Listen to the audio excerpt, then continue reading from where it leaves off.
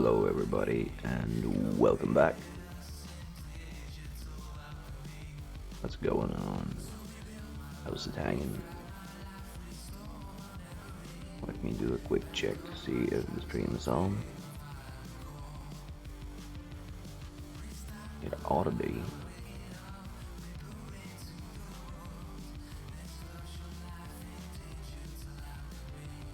It is indeed. Wait.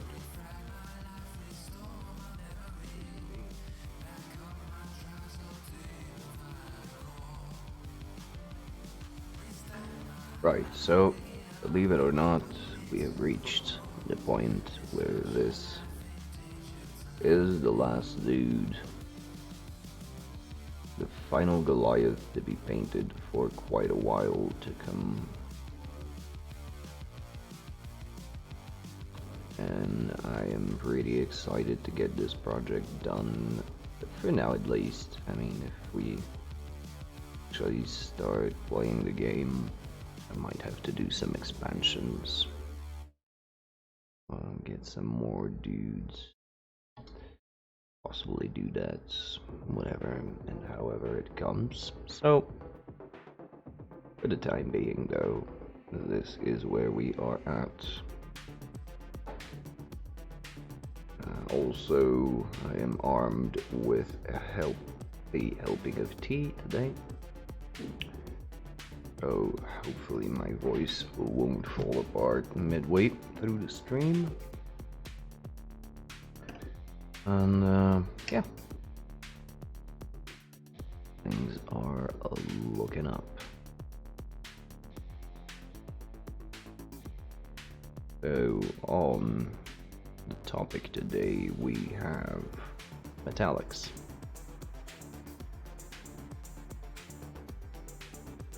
As you may know, this is by far not my favorite part of the painting process, but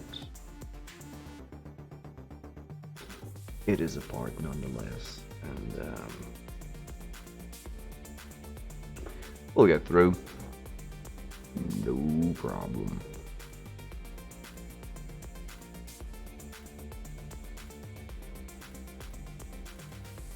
Oh, Dr. Tentacle. What? It displays ads?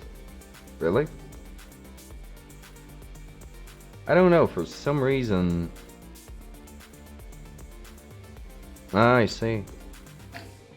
Yeah, no, it's okay. It's just, for whatever reason, even with all the ad blocks off, I never seem to get any ads when I'm going into anyone's stream. That's a bit odd. I thought my country wasn't eligible for it or something. But anyway. And condoms, yeah, I don't know. You can have a few interpretations. Either way, welcome aboard. How you been? This is the last dude, as already mentioned, so pretty stoked to finally get the whole thing done and done. We can move on to newer and more different things.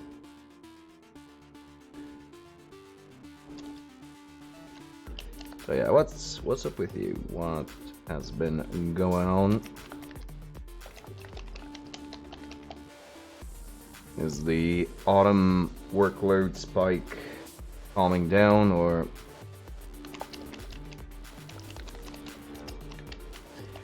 is it getting cray-cray?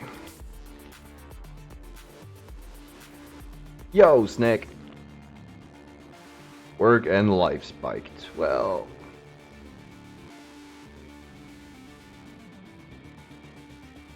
same, pretty much. Can't wait to get through this damn month. It's been a little bit of a shit show, not gonna lie.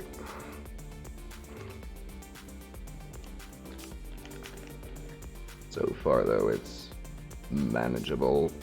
I had to do some extreme shifts. For the first time in my life, I pulled a 35-hour work shift a couple of weeks ago, and I think I'm still not fully recovered from that experience.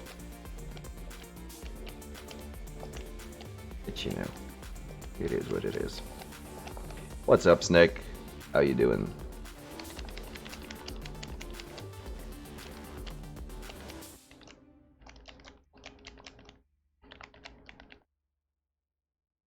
Oh, that's so good to hear, dude. For real. Like, so rarely nowadays, or come to think of it, any other days, do you hear such a bold, optimistic statement, and it's kind of refreshing.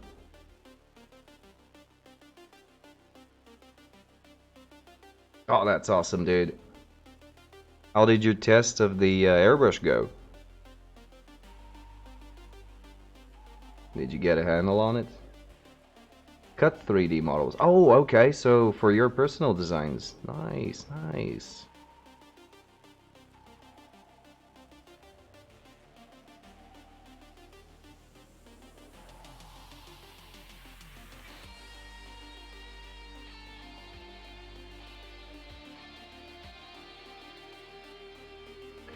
Let me throw out some big shoutouts, because technically both of you are streamers.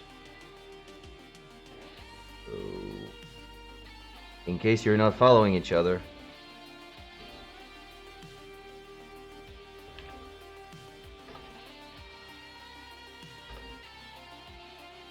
please go and do so.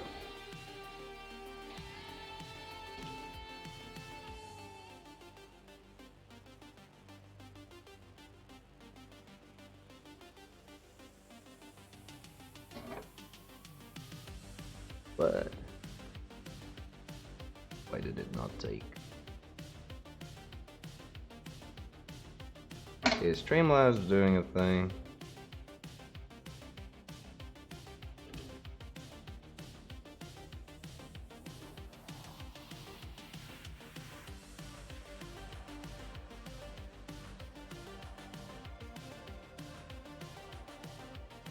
I don't know why it's not resolving this. Either way, might be doing something. Ah, there it is. Thanks, Nick. No idea why the command isn't bringing it up. Anyway. So let's get right to it. And start cleaning up some of the metallics that I've spilled over. And we can do some highlighting and all that shit.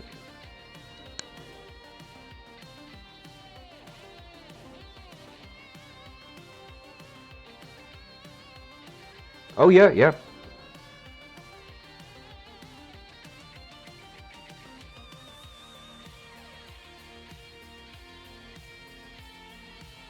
Haven't been able to pop in lately, but yep.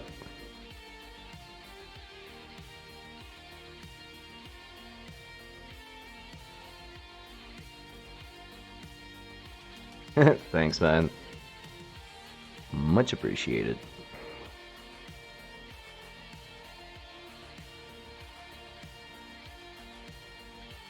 And I saw what you did with the wolf bust on Saturday. It looks so good. I really love what you did with the limited color palette. Like mostly just browns and fleshy tones. Looks amazing. And in 8 hours, dude, seriously. My current speed, I probably wouldn't be able to put on the base code for that time.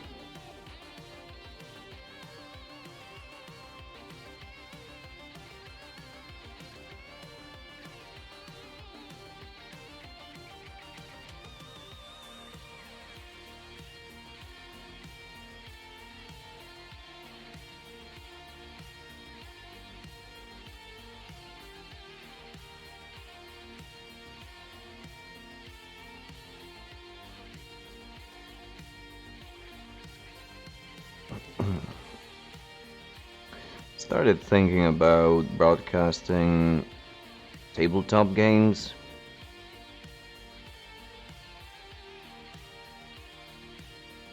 Saw a YouTube channel that does it in a fairly simple way, but effective. Like, without the use of multiple cameras or any fancy lighting, and it still was pretty decent. So when I have some spare time left, I'm gonna try and make a test setup. See if oh, thanks, dude. See if I can pull it off.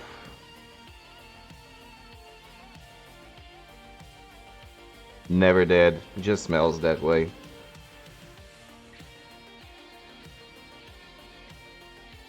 I'm not too happy with how the hairdo came out.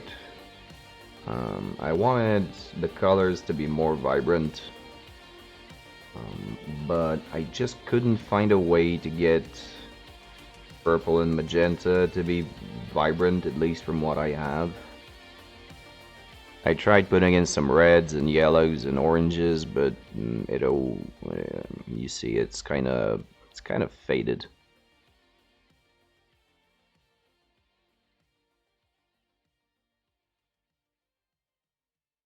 I'm not too happy with it, but I did want to have at least one Goliath with that color.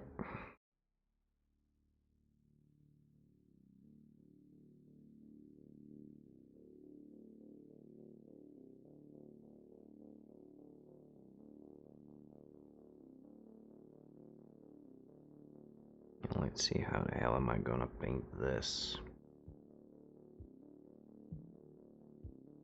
Because why would you ever be a normal person and paint in sub-assemblies? Then you know what? I actually remembered. There are people out there who actually build ships in bottles. So why the hell would I not be able to paint on the other side of a gun with a little bit of obstructions in the way?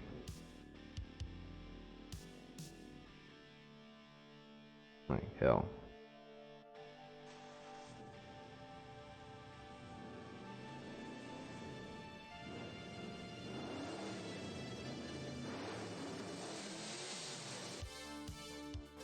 Like, yeah, it might be a little bit of an unnecessary complication, but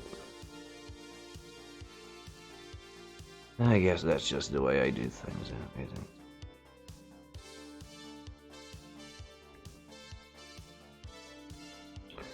So yeah, that's the recent creative idea I've had regarding streaming.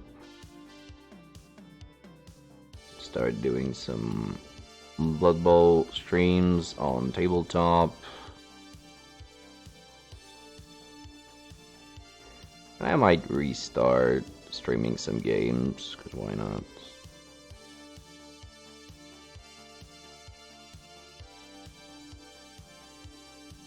Again, probably Blood Bowl, but still. It's a start.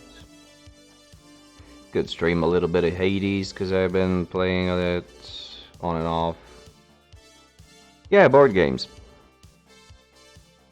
I think... well, both. On PC, so for video games, I'll be streaming them on PC, and board games, I'll be streaming them from, well, a table.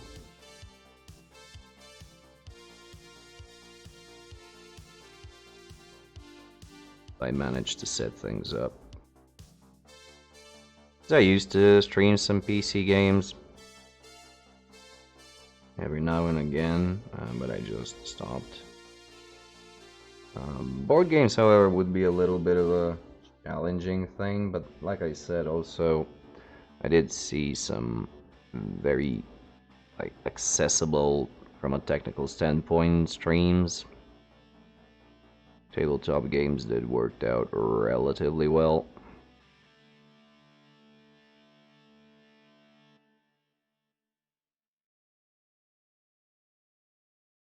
And if it works to a decent quality. Could also make some how to play videos for the upcoming new edition of Blood Bowl. And I would like to record them in Bulgarian just because there is no localization for this game and we're trying to popularize it. So I am scheming some ways to get more people into the game. I'm going to make some cards and I'll go around the GW independent retailers because we don't have a dedicated GW store here. And I'll give these cards out to the store owners and store clerks. And they'll have the details for our little league, our Facebook group and whatnot, for them to give out to anyone who buys the game, like the new release. And hopefully that'll get a few more people in.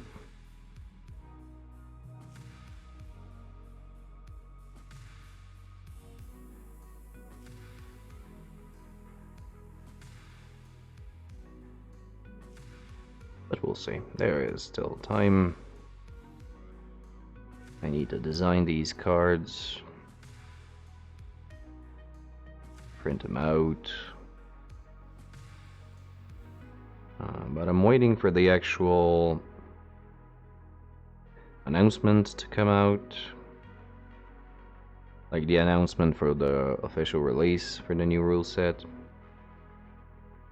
Right now it would be kind of pointless.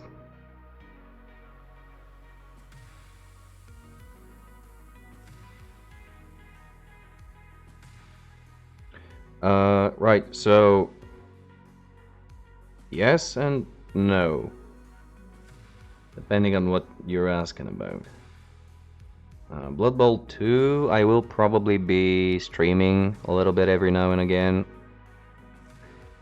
Blood Bowl 2020, the new board game rule set, is what I will be getting the cards made for, and possibly the how to play videos in Bulgarian for local viewers. And Blood Bowl 3 is gonna follow the rules of Blood Bowl 2020, which is about to drop, and it's going to come out about May-ish next year. Yeah, it is kind of confusing, so.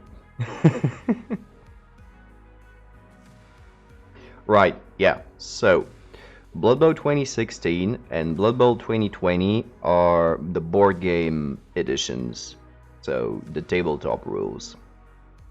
Blood Bowl 2 and Blood Bowl 3 are the PC iterations. Like the video game iterations, they are also cross-platform, so you have them on Xbox and shit.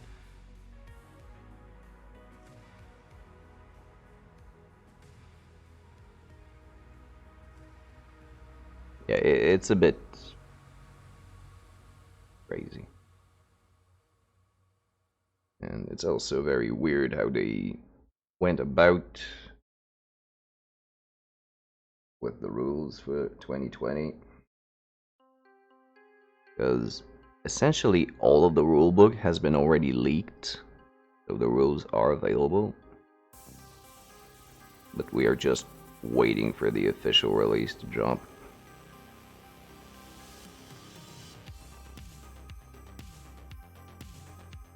And that'll make things interesting because the changes in the rules are quite significant. And very unlike GW, they're good. like, each and every change so far that I've seen is actually a good change. It nerfs the OP stuff, it brings a lot of variety to the game without making it too hectic or chaotic. It streamlines some shtick. Like, very unusual for GW to pull that off. On the downside, they are naturally not coming out with rules for all of the existing teams, which is a bit shit because the old teams will not be able to work without a special entry or update in the new edition, because they will require some balancing stuff and other gizmos.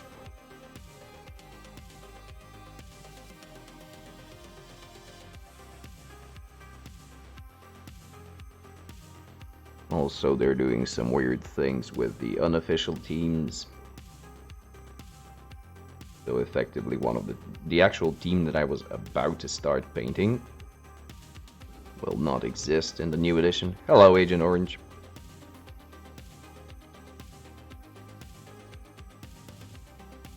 Aw, thanks so much. Wait, where is... Okay, so I'm sure that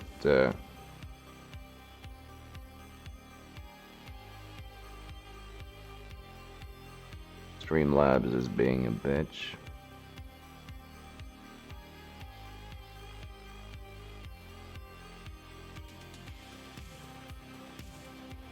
But either way, thank you very much for this. For being a continuous sub to this thingamajigger that we call a stream here.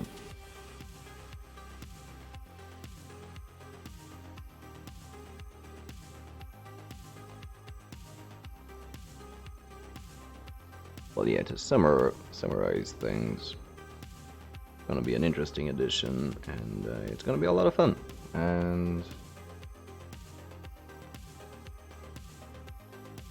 I would like to try and get as many people into the game as possible. And we're gonna try some things. So, Agent Orange, what I've been thinking about is whether or not it would be...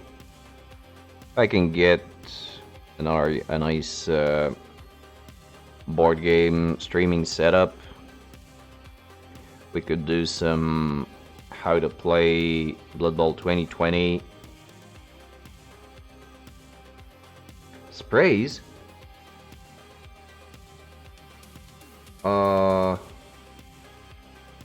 What sprays? Like primer sprays?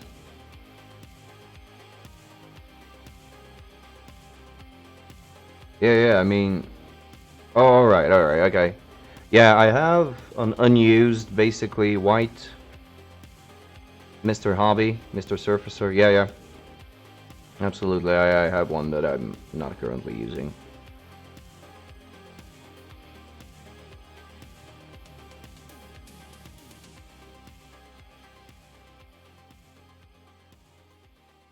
I've been pretty happy with it. Oh, from, you remember that scale modeling shop that I showed you? From, Shipkashes? Hobby Cult?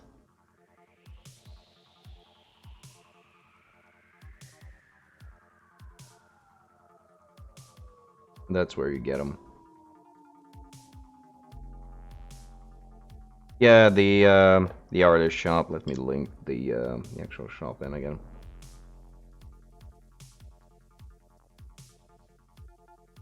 I'm not sure if they had black for it, but gray and white for sure.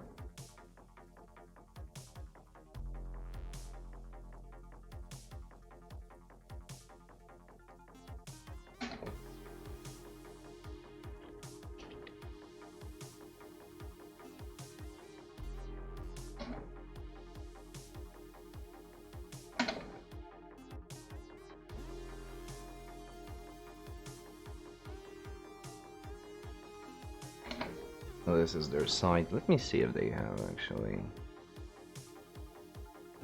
They might not have Mr. Hobby. For contrast, black will bring me doom. Yeah, I mean, you can still make stuff, but then you have to... Your pre-highlighting will have to be in 3 stages.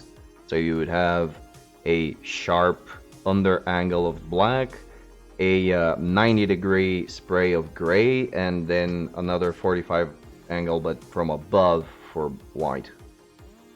Yeah, absolutely. Okay, cool. I'm sure they have white and gray. It might not be Mr. Hobby. They might have Tamiya, which is pretty much the same. Yeah, you should spray in a ventilated area for sure, like on a balcony or something. And also look for gradient 1000, because the Mr. Hobby sprays come with different sort of gradients. Let me show you actually.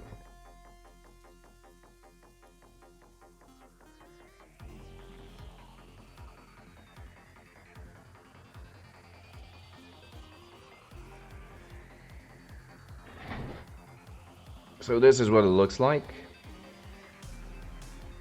Mr. Base White, and this is the gradient. This is how fine the particles in the spray are. And it starts from 500, 800, and 1000. And you should look for 1000. Just in case. I think 800 is perfectly fine, but just in case.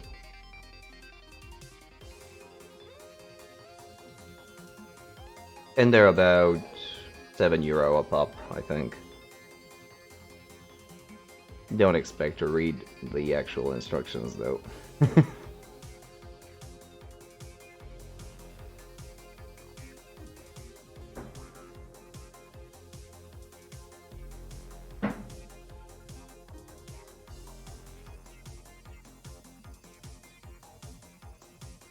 Yeah, this is the white one, and there is also a gray one, and the gray one is pretty bright as well. I am using gray. Go up again.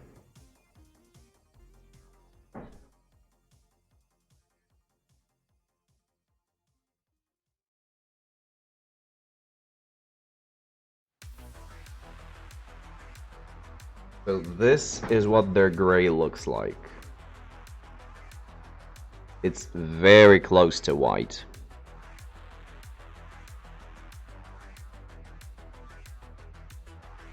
So you might look around. Maybe Tamiya has a bit of a darker gray.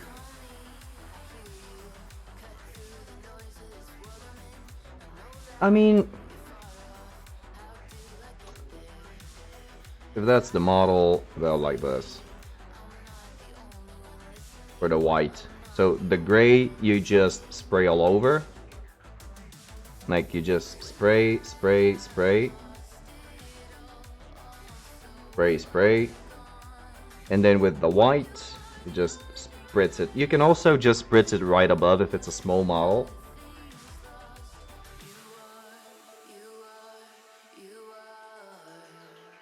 I'm not super sure if you won't get spackling. Because with the rattle cans, the actual spray is a bit thicker, and you might get some splotches where the...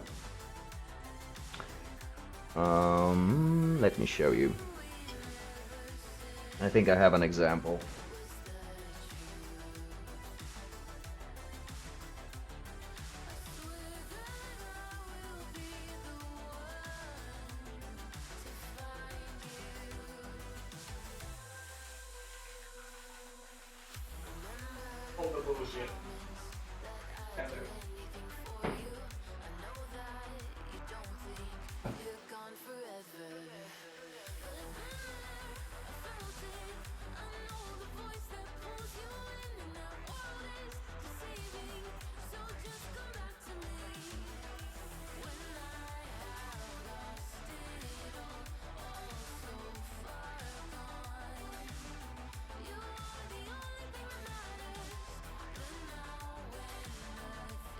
Right, so this is a model I sprayed 1000 years ago and never painted. This is from War Machine. And if you can see closely, you can see what I mean. Like on the underside it's black. And you can see here and here that it's not exactly smooth when you spray it.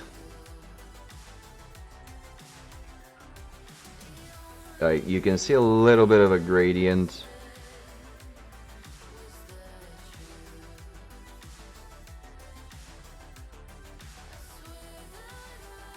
Now obviously I did it really rough and before I really knew what I was doing, so that's not a guarantee that that's how it's gonna look with you. Yeah, but that was black and gray, I think, is what I used here. Black for sure, and gray over it. And if you're using gray and white, it won't be as noticeable as this.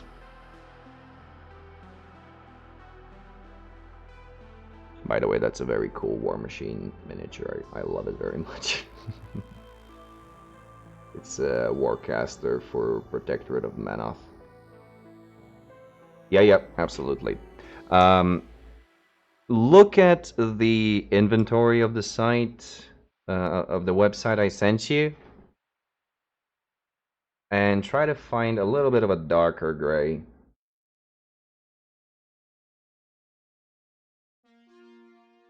That's awesome, dude.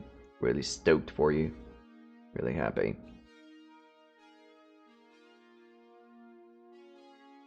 Yeah. And just, again, check out how it looks on the website. If they have a slightly darker gray than what I use. Because if you use white over the gray that I use, probably gonna be very little of a difference. Like, very little. Sure, if I want darker gray, is it maybe? Yeah, okay, alright. Fair enough. And again, check in their website inventory. They might not necessarily have it in physical stock, so you could just order for them online and pay at the place. So you don't have to have online transactions of money and currency. You can order it for them to have it ready for when you go. You just pick it up and you pay them.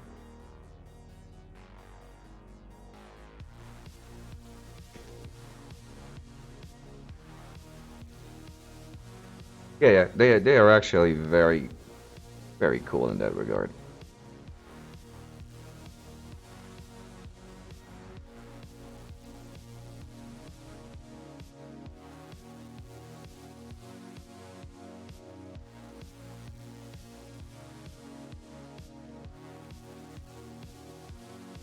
I was actually thinking about buying a black primer, like Chaos Black Classic. Under paint section, let me check. Because it is a little bit not particularly intuitive. Yeah.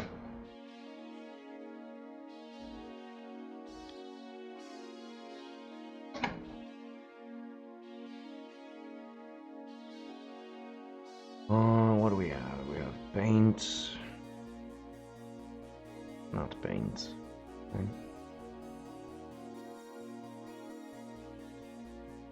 Tools. Supplies.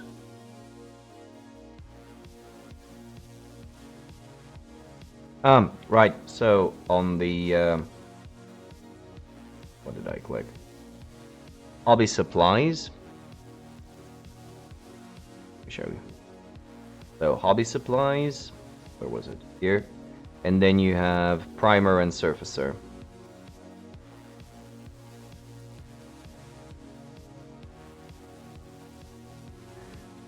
So there they are.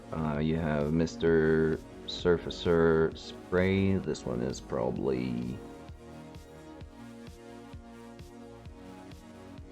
Gunze Sangyo is actually the same manufacturer that does Tamiya.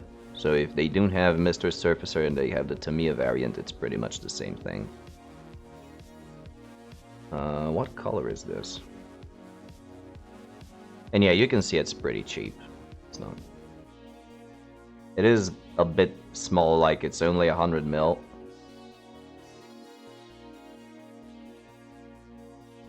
Oh, but they have a finer grain, so there's a 1200. Is that a 1200? No, that's a 1000. Okay. Small divots, gouges making. Can we send it? Ends up quickly with lacquer thinner, yada yada.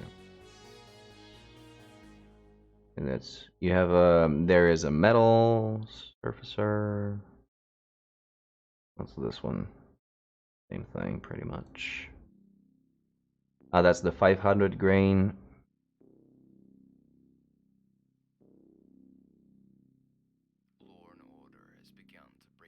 There's a resin primer, which I have no idea existed. It's a primer made specifically for resin models. As such, main force patrol, an outrun police force, has been created to patrol the lands and to uphold the remains Hobby cult products. and justice. Yeah, but they very rarely have it. Ah, that's flat gray primer. Yeah, exactly. That's good. Testers is great as well.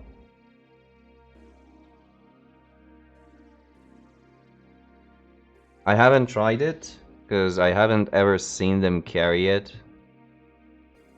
Have it in stock.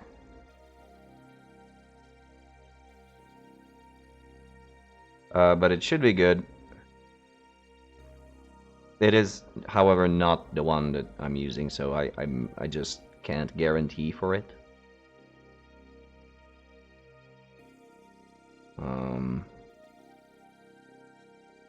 There are also, I use, let me see if they have it. Right now, currently, I use this one.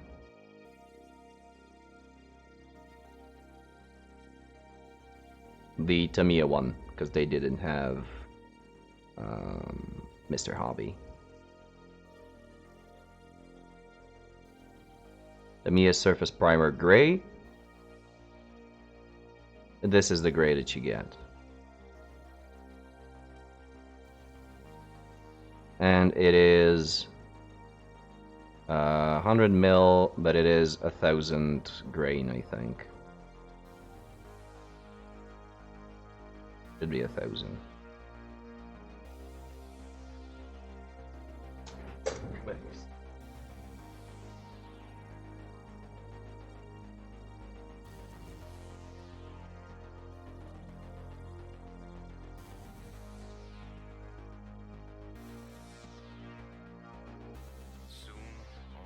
There it is. But in the past, I've also used the Mr. Hobby Gray, and it's pretty much the same. Is destined to become the road warrior.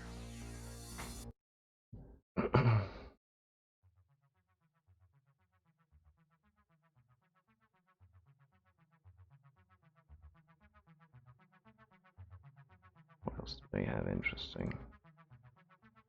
Surface primer white, primer light gray.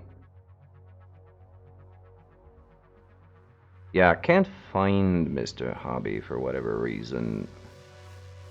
Well, they do. Mr. Surfacer, this is the actual Mr. Hobby stuff. So, this is what they have. This one.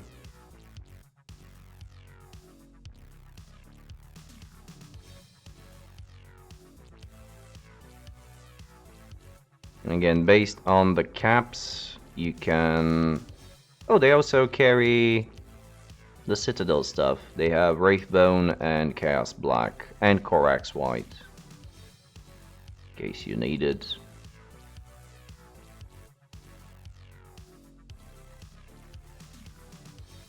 They also have a light gray Tamiya, which is good.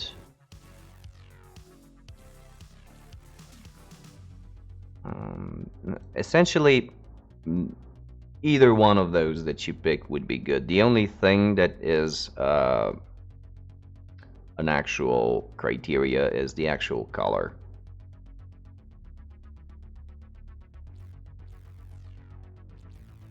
So you might want to ask them on.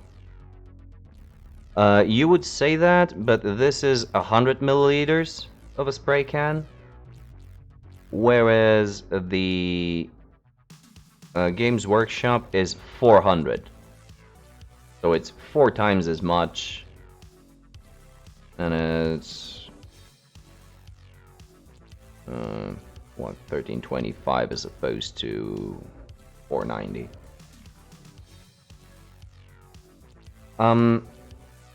Well, priming is a bit of a bitch.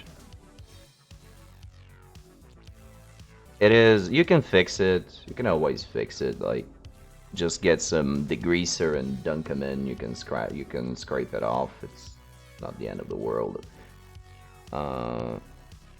But do let me know when you get the primers before actually priming, so I can tell you a few. Yeah.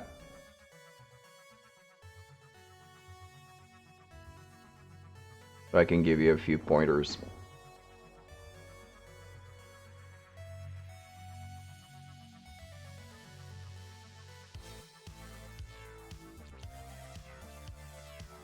Oh, okay. Alright. You can just call me or something, like, just let me know.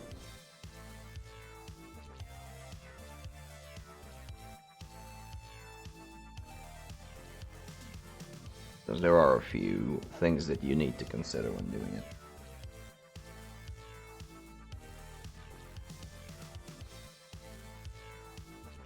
Mainly in terms of distance and spray time.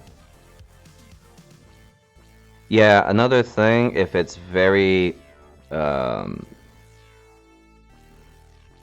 humid,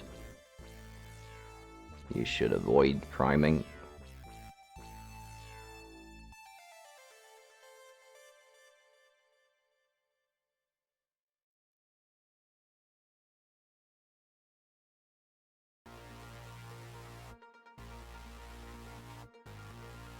And the distance is also important so they don't oversaturate and clog up detail.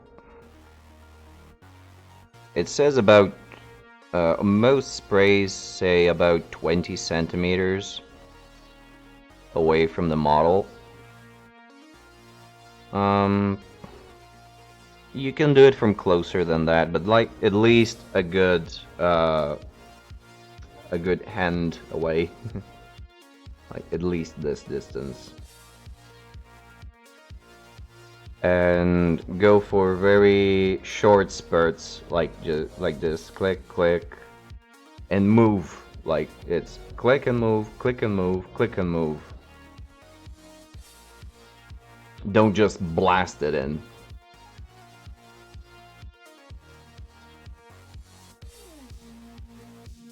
And it is going to take a little bit of getting used to it.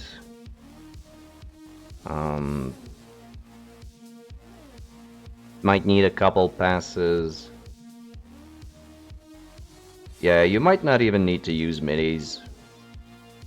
Yeah, guinea pigs. Just something.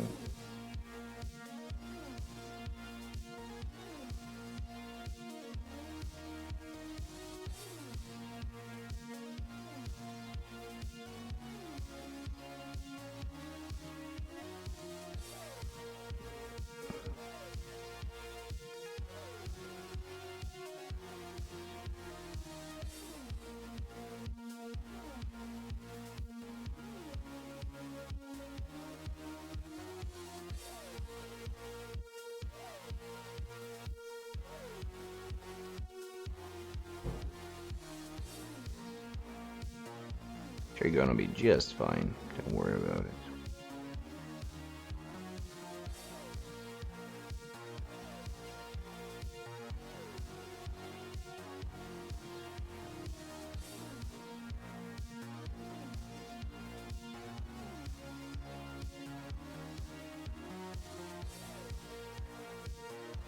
Yeah, don't worry about it. Again, there is a little bit of a learning curve to it, but it's nothing. It's not rocket science.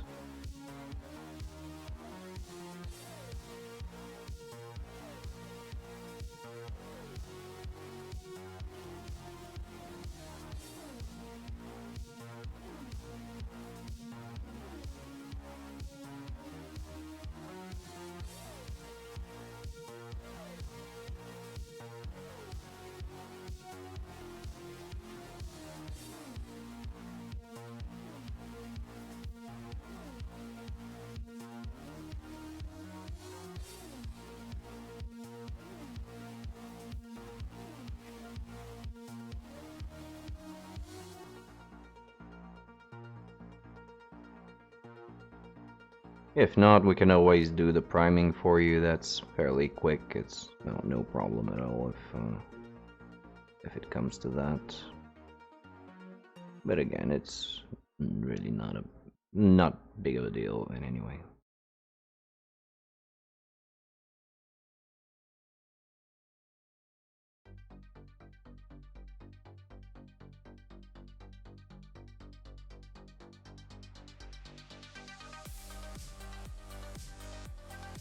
Interestingly, why Emil recommended the Mr. Surfacer stuff. Like, there was a topic today in Painters Bulgaria, so I answered that, but...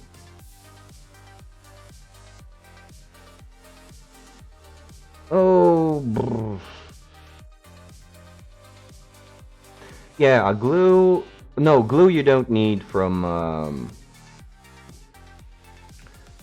Hobby Cult. You can get a knife. It'll be cheaper than from Games Workshop stuff.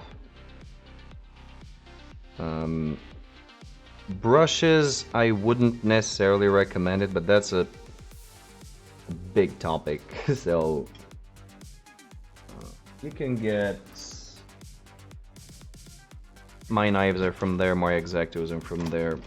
It's these guys.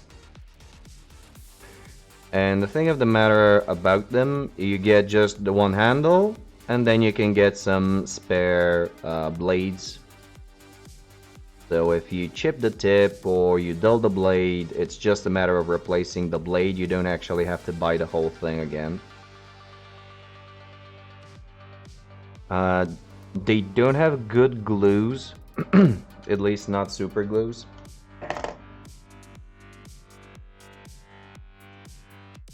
Are you gonna be using plastic glue or super glue? Have you made that decision? Yeah, okay.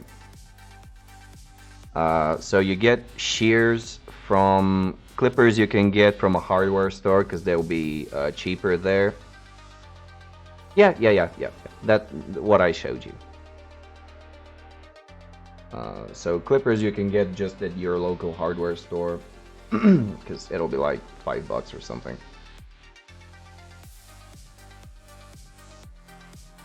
Metal models, so then you need super glue, and super glue you can get either Loctite or Kapchica.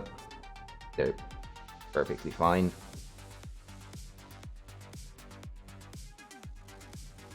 Been using them forever. I've actually never used super glue for models.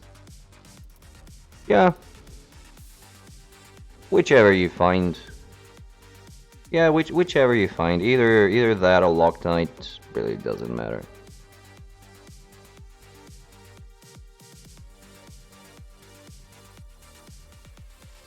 Because if you're building plastic models, there is an argument to use plastic glue, but I honestly don't do that. My reasoning is a bit stupid, but it is there, so. And also plastic glue is full of chloroform, and that's a bit shittier to breathe in, so just go super glue and you'll be fine.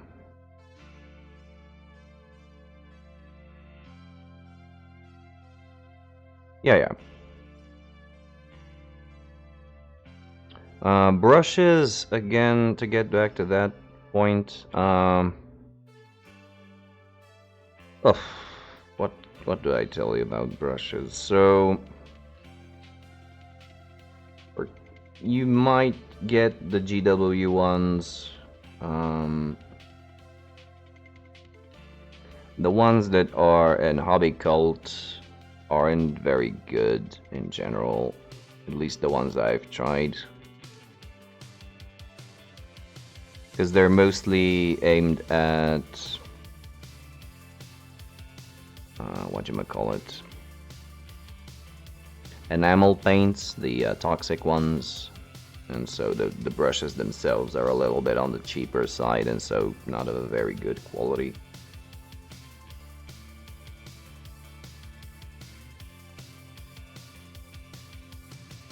From the GW ones, this one is a good brush to have. A medium shade, especially if you're gonna paint contrast, because it's you can see it has a large belly. It soaks up a lot of the paint. It does come to a nice tip, which is fairly unusual for the GW stuff. Here you can see. And this will be great for a base coating brush.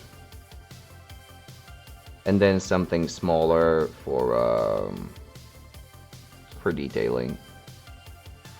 I think that'll be enough for you for to start off with, like without getting too much stuff.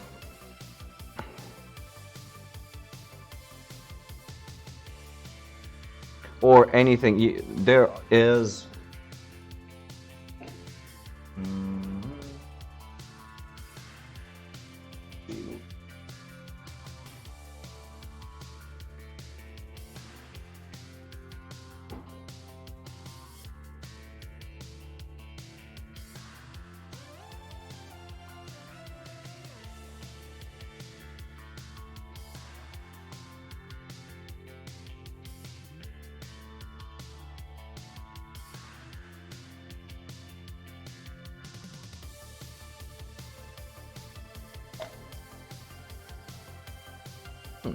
I'm not good.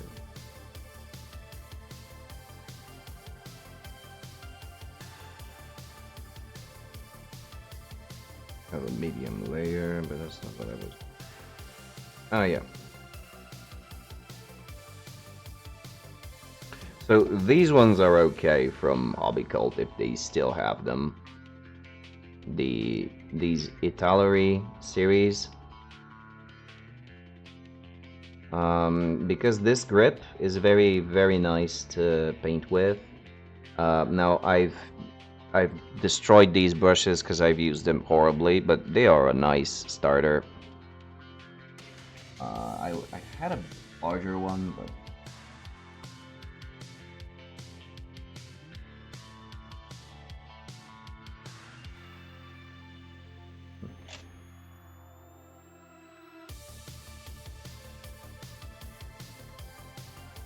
so yeah, either these or just some GW random stuff.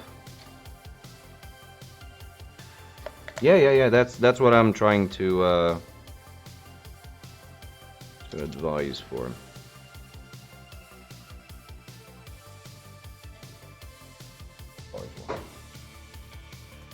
Doesn't matter.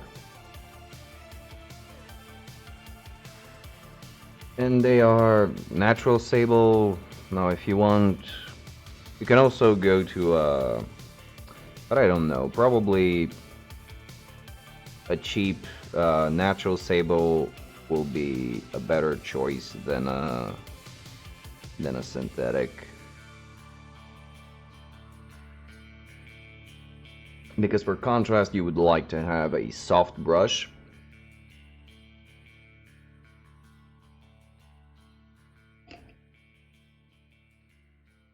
Because otherwise, it might reach the plastic. And you wouldn't get that smear effect. But yeah, brushes are weird. For brushes? For the army painters, I don't think they carry army painter anymore.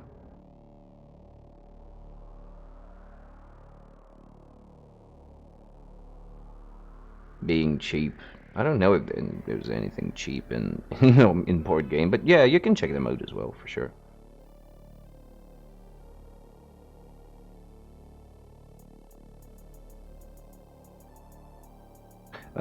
Keep in mind that they don't currently work. They don't have open hours. Brushes specifically. Okay. If they have them, still, because I'm not sure if they are still restocking.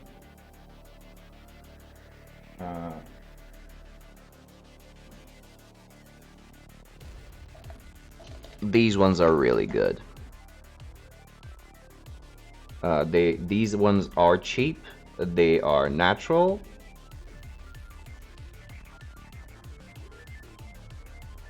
The Army Painter Regiment and the smaller one, the character. Ah, that's where the bigger one is. This is the bigger Italary.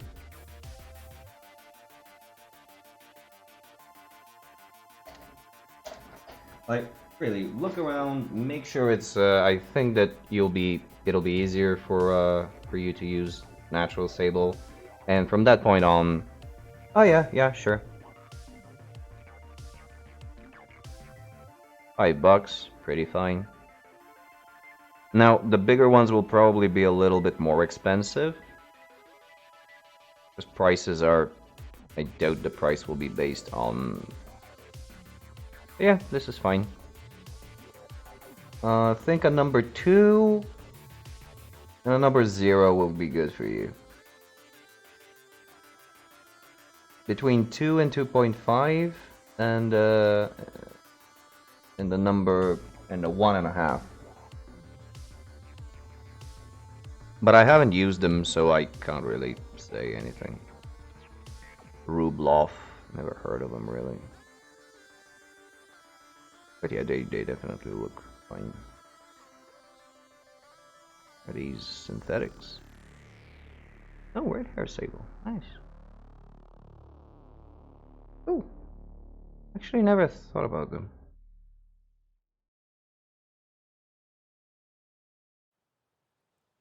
Oh, I might actually get some for myself.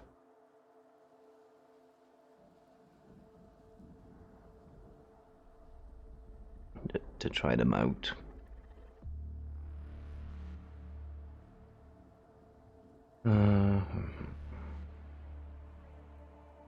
Anything else to do?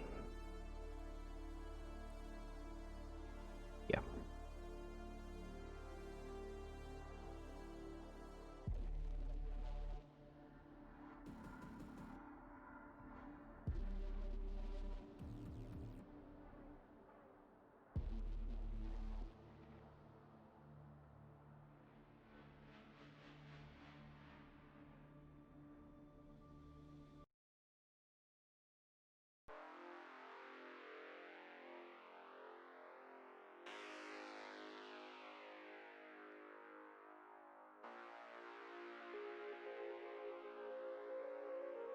Oh, don't worry about it. I've always wanted people to ask me questions, even though I'm not in any way proficient.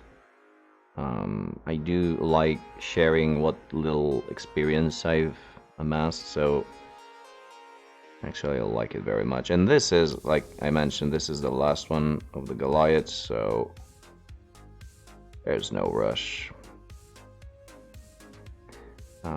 I did most of him over the weekend, so I can take my sweet time with finishing up whatever's left. And it's really a little, like, once I get through the stage of cleaning up the metallics, it's pretty straightforward. Just want to make sure I don't miss anything.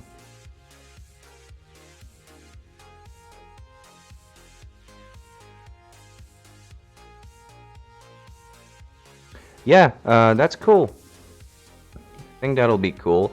And like I mentioned, I'm also thinking if we can get this thing to run decent. I mean,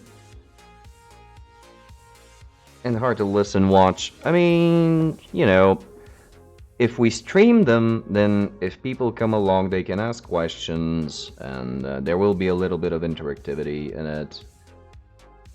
There will be a lot of bubbling, and there will be a learning curve for any one of us to actually get sort of decent at it.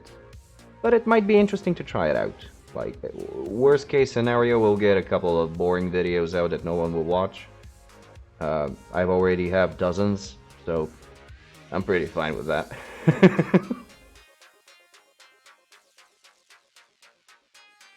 Cool, okay, that's good to hear. And another thing I've been thinking about is, and this might be something purely for recording, not to stream. To do some how to plays for Blood Bowl 2020 in Bulgarian and post them to the group for any newcomers. That might be interesting, because I don't know.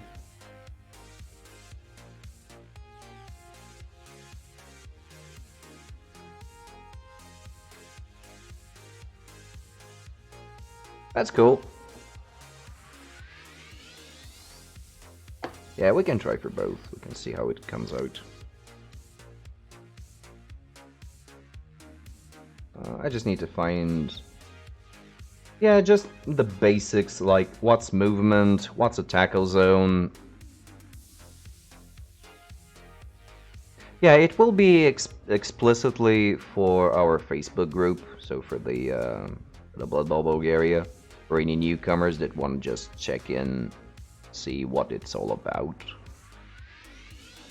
Because it really isn't localized and being marked. Yeah, something like that. Basing, tagging, all that stuff. Really? There's no tackle zones anymore? I did not notice that. Shit. Wow.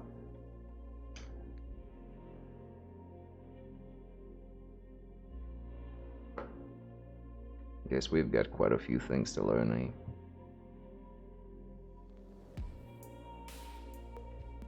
Notice my voice isn't as shitty today?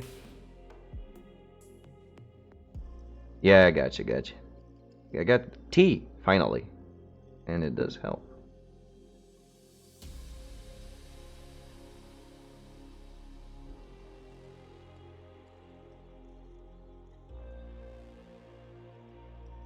That is to say, there is a little bit of tea in the honey that I put in there.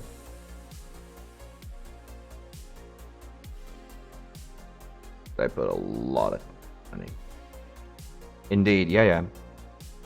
It was just me being stupid and forgetting to restock on tea. That's stupid.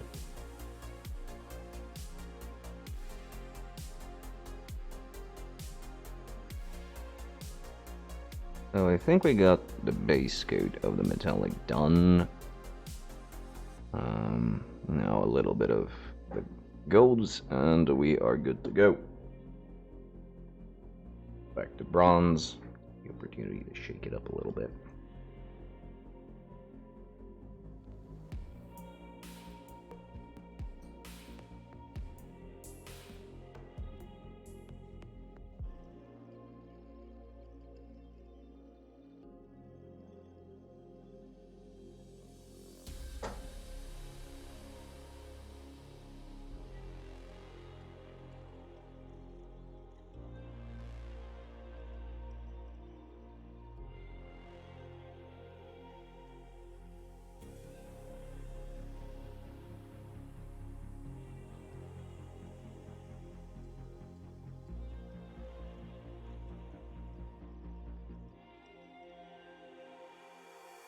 Oh, I got my bases, the added bases for Blood Bowl, the colored ones.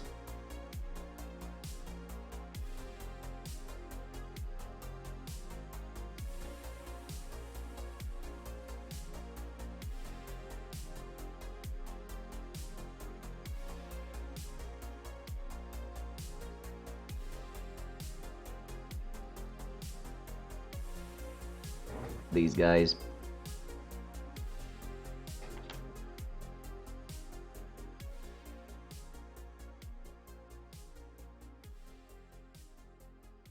And they work with these skill tokens, skill markers. Only problem is that they are a really tight fit, and I might need to file them. Well, there are bases that go below the bases.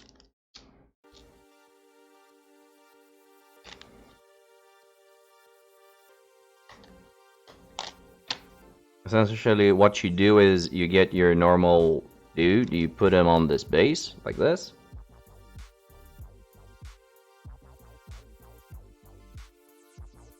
Base for base, that's right.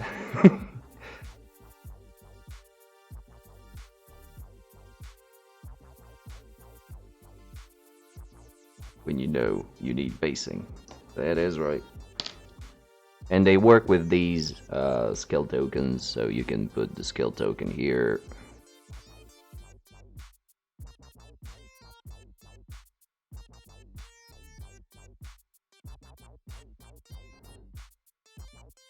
They're a very tight fit. I need to cut and file some stuff. They're like made to be very sturdy for whatever reason.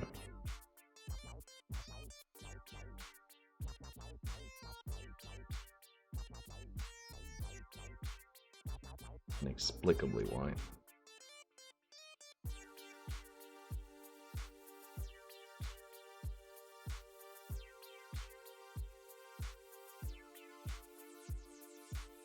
Yeah, there you go. So you get the leader, you put the model on,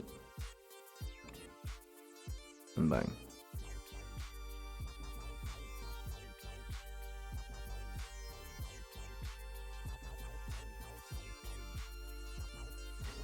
But they are very tight. To shave off quite a bit of them.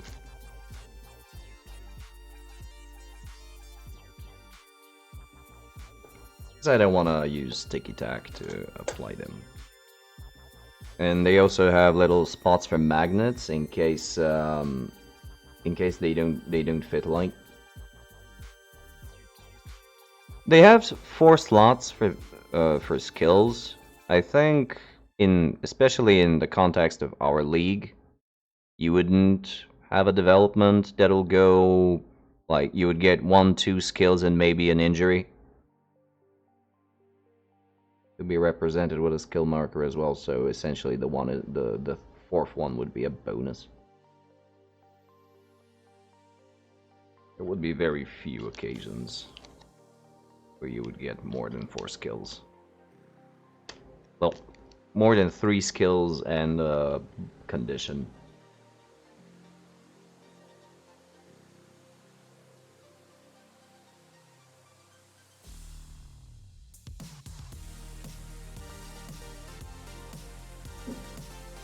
Even for a 2-season team.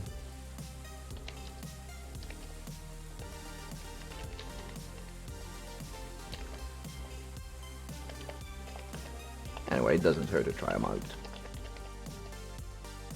The Grebo bases are a bit larger and will be a bit tougher to get in, but we'll see.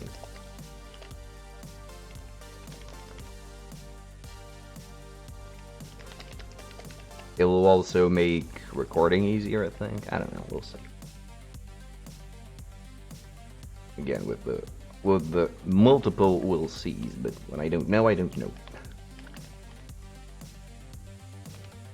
I just hope.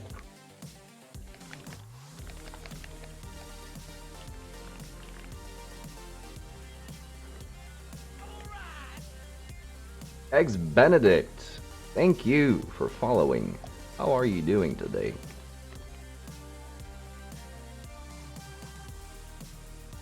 Welcome, welcome. Yeah, definitely. Like, it'll be a case-by-case scenario for sure.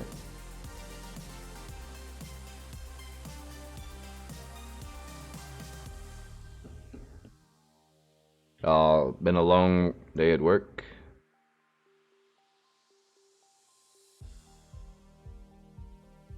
I usually don't just talk, like, I usually also paint, but I've been a bit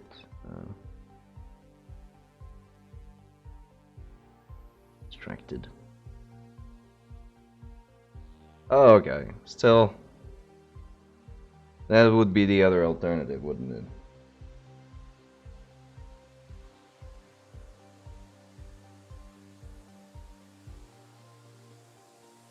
Are you, by any chance, into board games, or painting miniatures, or video games, or anything of that sort?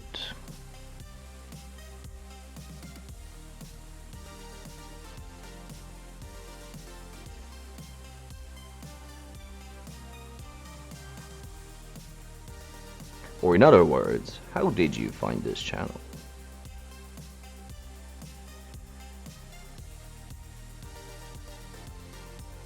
Oh, that's cool.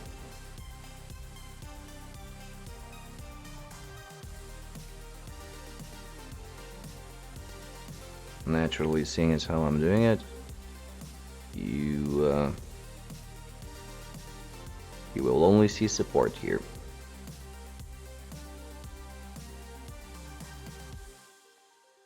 Okay, gotcha. Absolutely.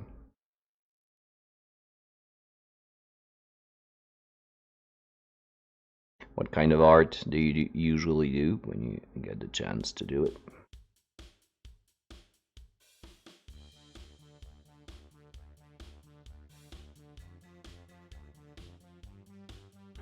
It is a link-friendly chat, so if you have anything on Instagram to show off, you're more than welcome and show off.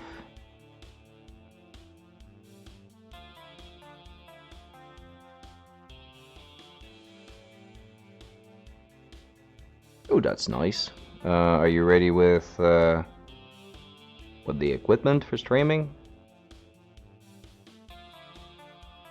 You got any general or particular questions regarding streaming, like the technical stuff, the technical part of it? Can give you some pointers, even though it's not the most technically proficient stream out there. I think I got a decent grasp on what I'm doing.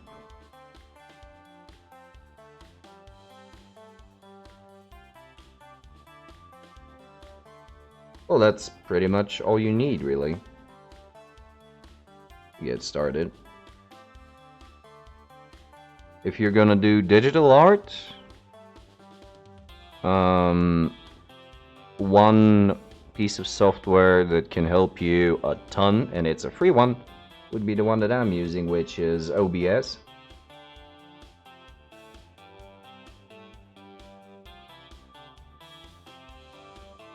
It's a bit easier to get your layouts and get some extra scenes going.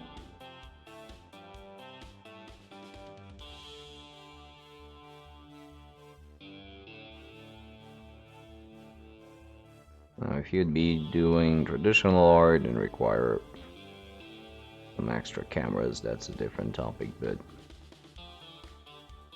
again, if you're doing digital art, you really don't need any additional investment to start streaming.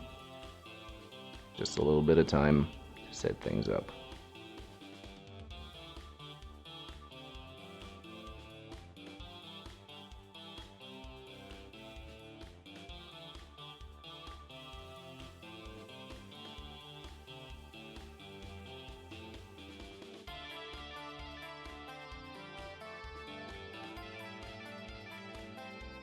Yeah, but these are all things that come later, like once you get a feel of your stream, of what you're doing, of how you're doing it. But yeah, these are absolutely valid tips to consider if you have an idea, concept, a theme that you might go for.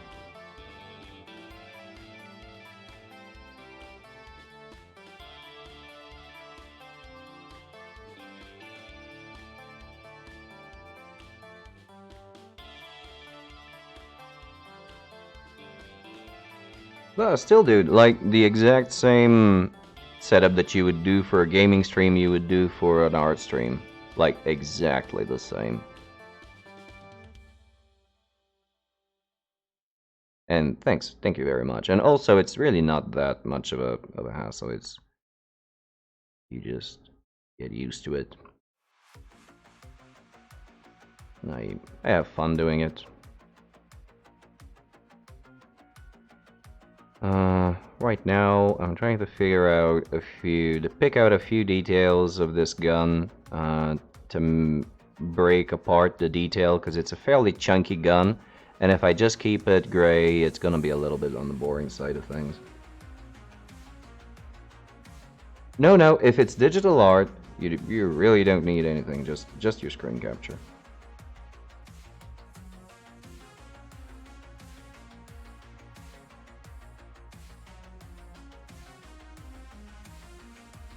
So it's perfectly fine. Oh, and I've also seen quite a few streamers use their phones and tablets if they have them available. I haven't really checked into the actual technical application of it, but it gets quite a decent, like a surprisingly good job done.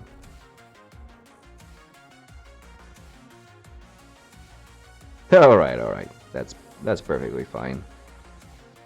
Again, I was more leaning towards if you're going to be doing traditional art, that you would require an actual physical camera to capture what you're doing.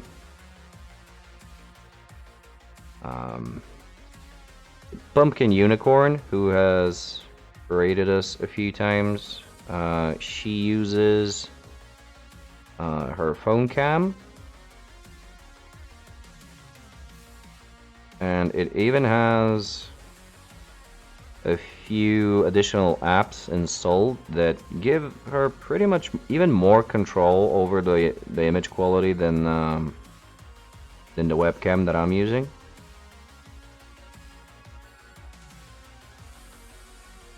Just to say that you don't really need that much of an investment to rig up a pretty decent stream. And I am running a hell of a ghetto one. Like, my camera is literally tied with tin wire attached to a mangled lamp arm, like just a desk lamp that I've mutilated to attach the camera on with tin wire. Oh yeah.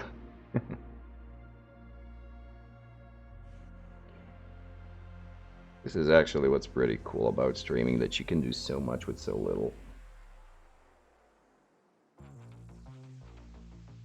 It's Architect, yup. Well, it works, doesn't it?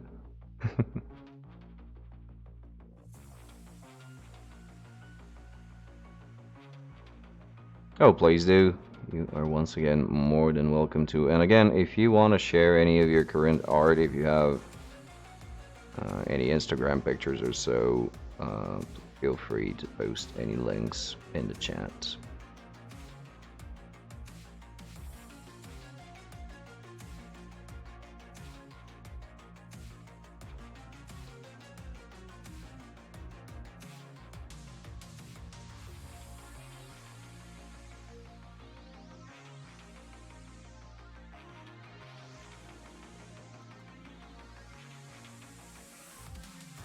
And in case you were wondering, this dude is for a board game called Necromunda.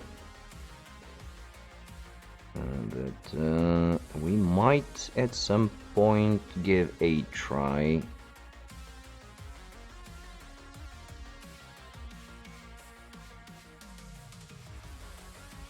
Dude, really, don't worry about this.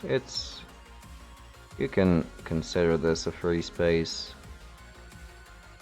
I'm not gonna force you or anything to share your stuff, but if you feel like it, just to let you know that it's okay to do so. Oh, thanks. In this particular case, I myself am not particularly happy with it because I wanted to have some. I wanted to keep the colors vibrant, but for whatever reason, I just couldn't get purples and magentas to be vibrant, which is so weird. Like you would think, with all the neon colors that have been cropping up and whatnot, that it wouldn't be so hard to keep of the vibrancy up, but they did end up getting a little bit bland at the end. It'll do, but could have been better. Oh no, that'll make things worse. White generally desaturates colors and makes them blander. You mix it in, which is why I avoid using washes for the main armor panels, because I wanted those to be vibrant as well. And the washes have a dirtying agent that, you know, helps along getting things dark and dirty and smudgy, but it also kills the vibrancy. Blood Angel's red, but I'm moving into yellows, so if you can see, it's a dark purple that moves into a magenta, and the magenta starts to move into oranges. Yeah, yellow might be a good final touch, but it might just run away from the whole idea. And I already have a couple dudes that are with red into yellow. I just wanted something different for the last dudester. Blue on the base, yeah, that's a thing. But it is actually the actual vibrancy of the color that I'm worried about, not so much the hue of it. I'm pretty okay with the actual color, it's just I wanted to have a bit more vibrancy in it. But anyway.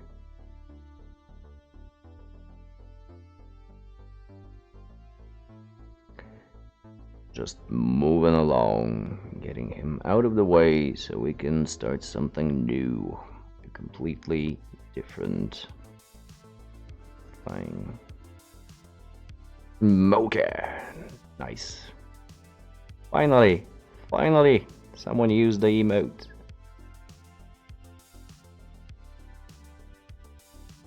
Thank you so much for that.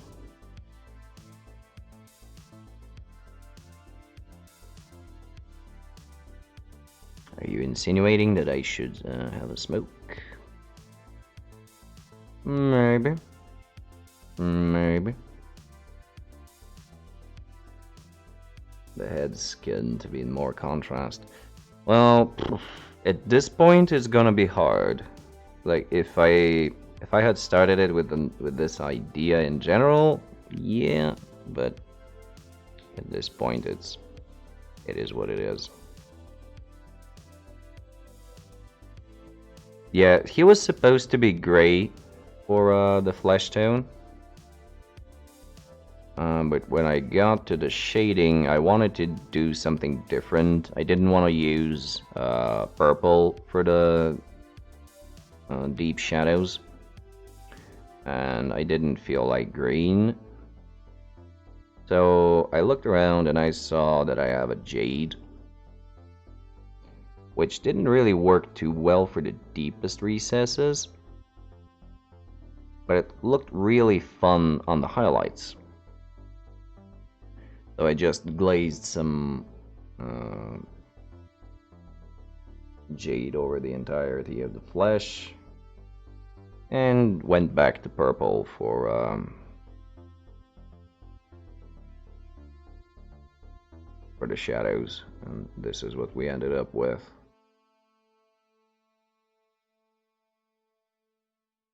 The boys.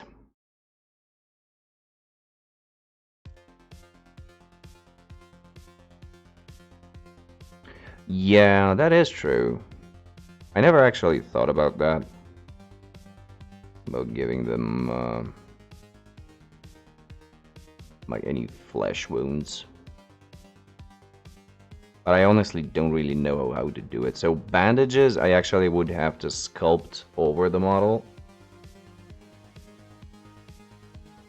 Hmm. That's a neat idea, but I'll probably keep it for another project. Because, again, at this point, it'll be very hard for me to start sculpting over the model.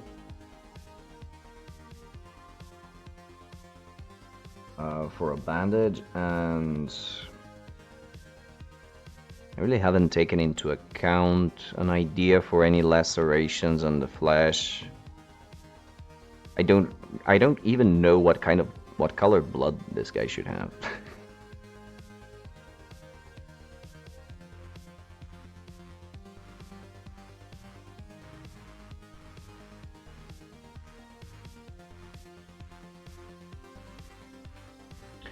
Yeah, that's a thing. Give it a shot.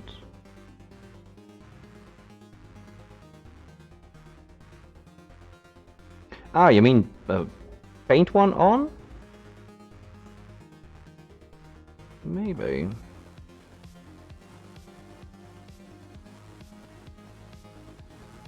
We can do that. But it will be a very cartoony one.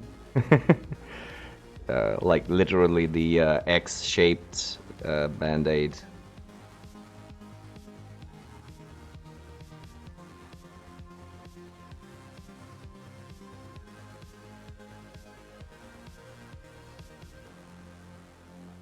Like, I don't know, where would I put it? Like on the shoulder, probably. Yeah, we can give that a go. Oh yeah, absolutely. Yeah, so when I'm done with the metallics, I might...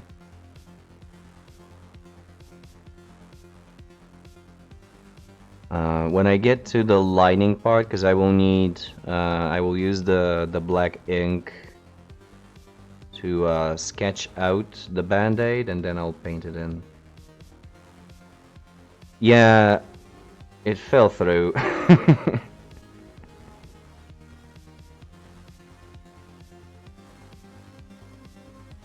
I'm glad to hear it. This is pretty much the whole point of this. Because this is my chill time after a long day of work. This is how I relax and unwind. So even if I wanted to, I couldn't be particularly upbeat or high energy.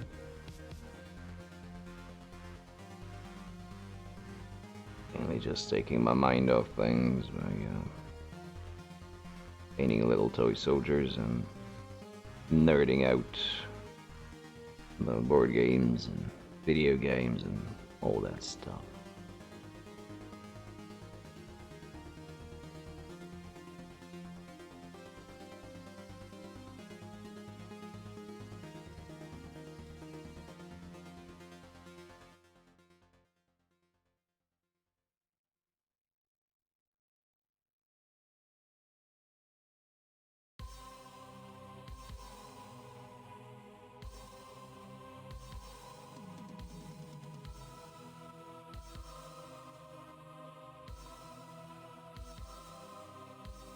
But you are right, Ancient Orange. I should start doing more fun little gimmicks.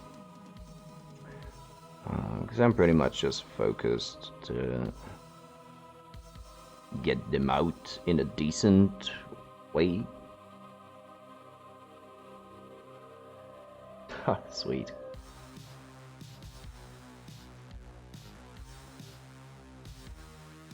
I don't know, maybe because I am, again, pretty tired and everything about me is just mellow right now. Like I said, I couldn't be upbeat if I wanted to. Yeah, that is exactly it, Dr. Tentacle.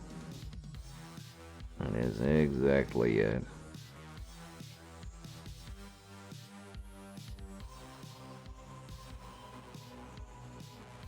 But if it works, it was good.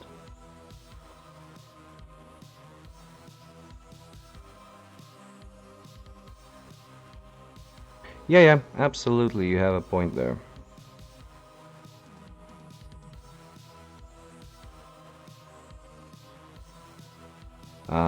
The Bretonian team that I'm gonna start painting, the peasants in it, they already have some funny bits about them here and there. And I can use just the overall feel of them to add some extra little bits.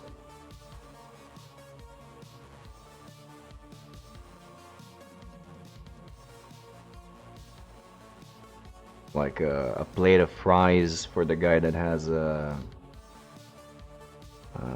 beer stein.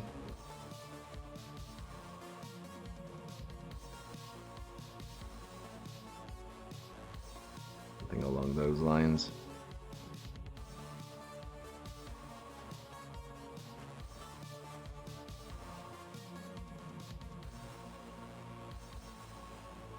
Will also be an opportunity to play around with some green stuff. Foolery. Yeah.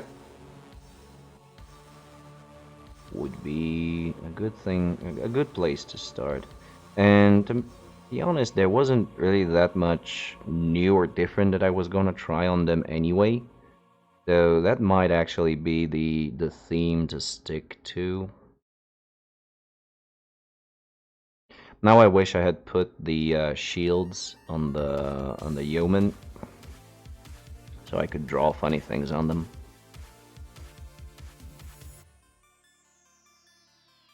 Play around with some freehand bullshit.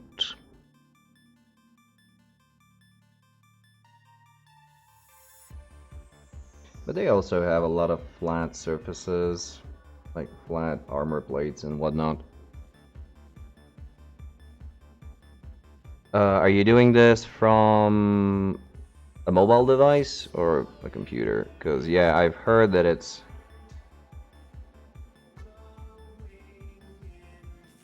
Yeah, I think there is an issue with that. Is there a way for you to... Yeah, the thing is, from when you go into Instagram for a mobile device, you don't get the links the way that you do in a web browser. I think... Let me take a look.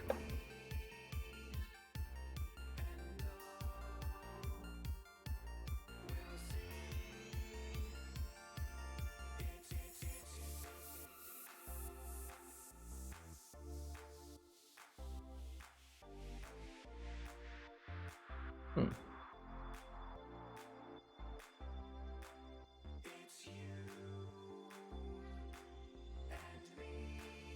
Right, so from the actual photo, when you go to the vertical three dots, you click on them, and you get a copy link option.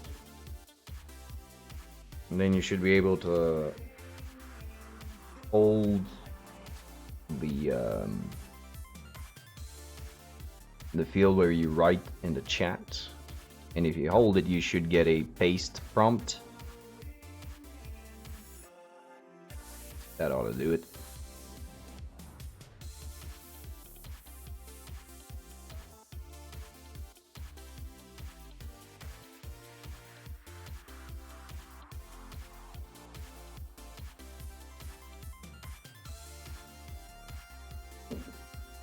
I am, however, a little bit of a Neanderthal when it comes to mobile devices, so there is a slight chance that I am talking out of my ass.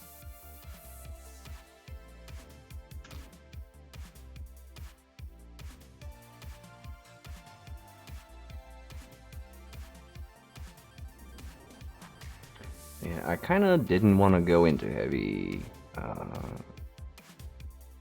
freehand on the Bretonians. But now that you mentioned it, it's more and more of an appealing idea. Although it will slow down the overall painting process considerably. Although I could just paint them and then put in the freehand afterwards. Shouldn't be too much of a hassle.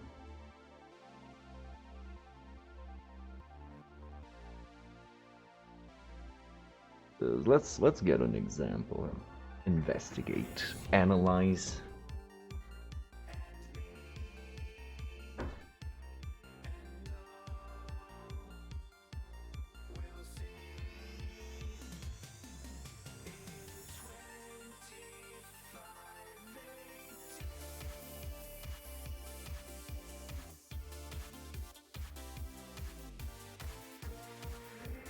Right, so that'll be your basic yeoman. And as you can see, he is shieldless.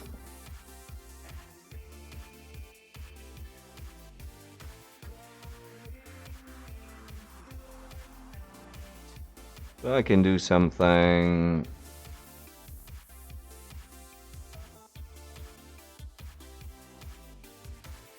I can do something here. From the back or on the front. There is a little bit of space. I can draw some doodles.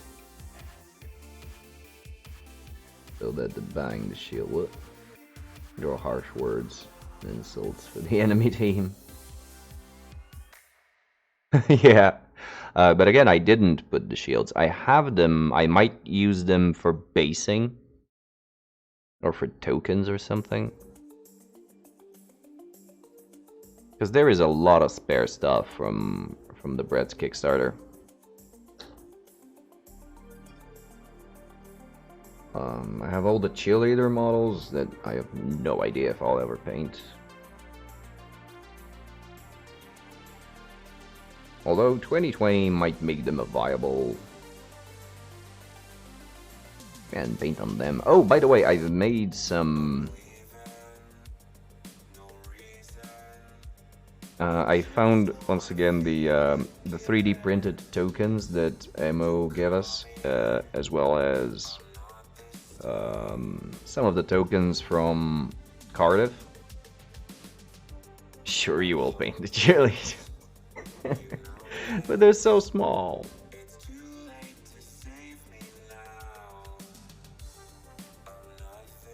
I guess you're right. Got the Dark Elf ones as well.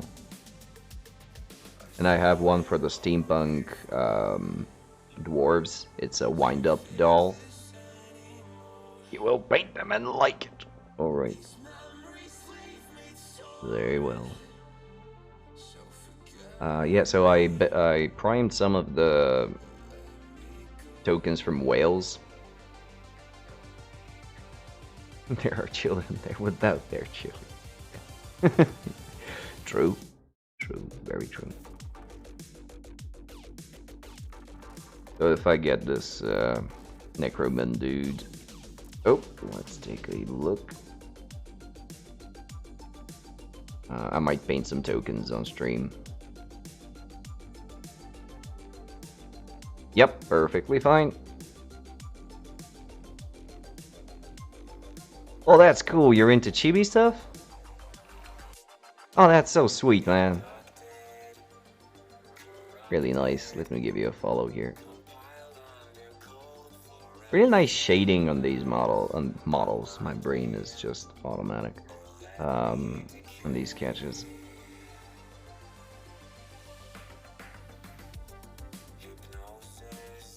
Real nice shading. I like it.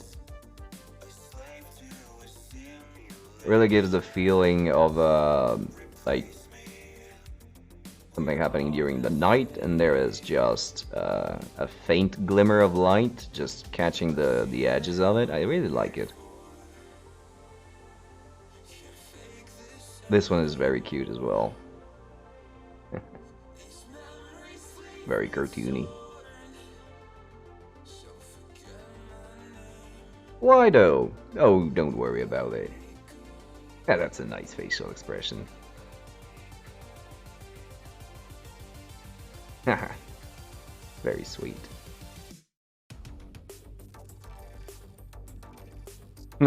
These guys are having fun, aren't they?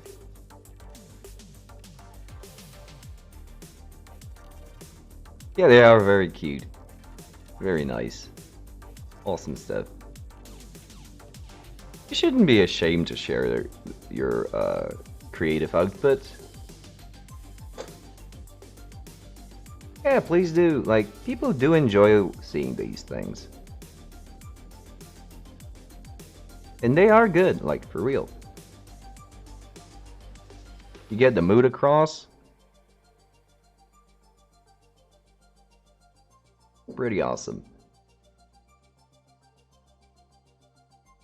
By the way, you can go in and check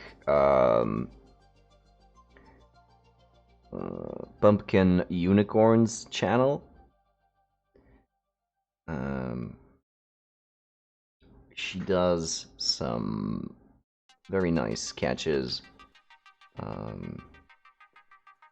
Currently, she's doing a Kinktober themed, I think it's a booklet with illustrations.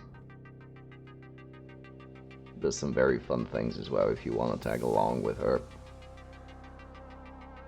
Very fun stream as well. Want to check her out.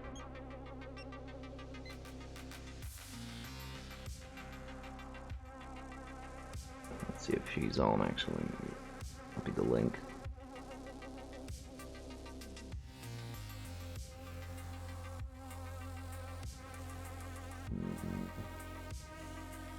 Oh, yeah, she's on.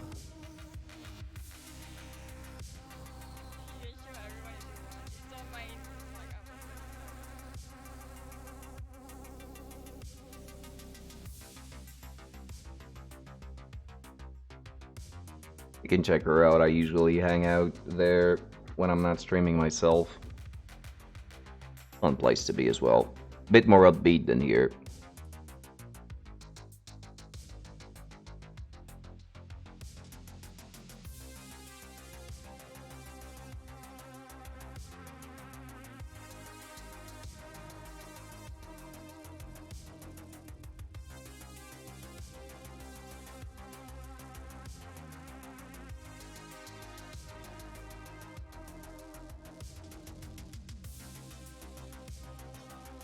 But I think she should be able to, Why though? Come on. What bases? I think I'm gonna copy the one I made, for the Mighty Zug.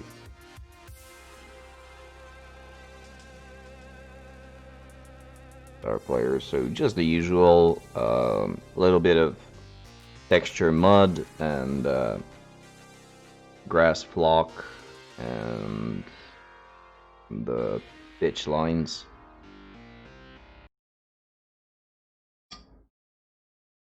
I don't really have a lot of basing stuff, so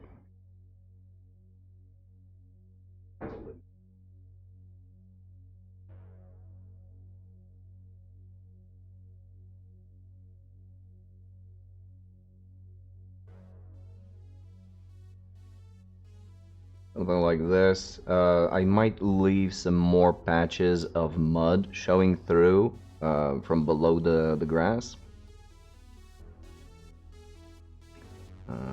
Because blocking it like this pretty much defeats the purpose of having a texture underneath. So maybe some... It will be again grass and mud, but you will be able to see a little bit more. That's true. Stretch my legs a little bit. Yeah, so something like this.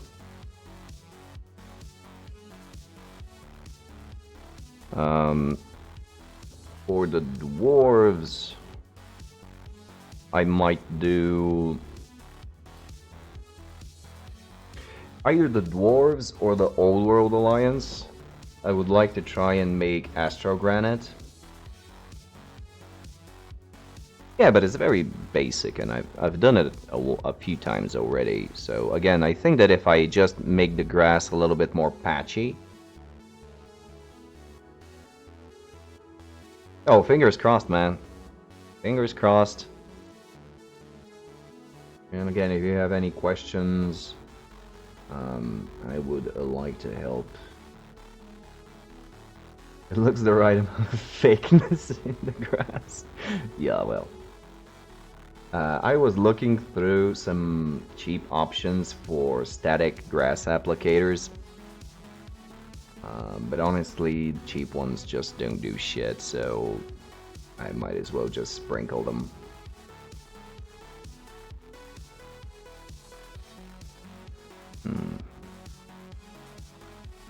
I don't know if you've seen this applied, so there is a way to get static electricity to run through the grass. So when you sprinkle it on the base, the blades of grass actually stand up over the glue, and it looks a little bit more realistic than this.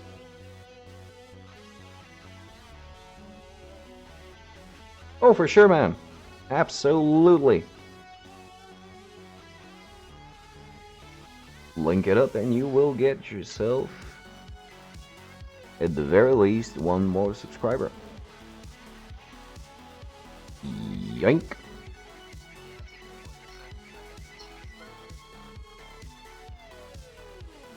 Oh, you've got quite a good library of stuff, actually. Real nice.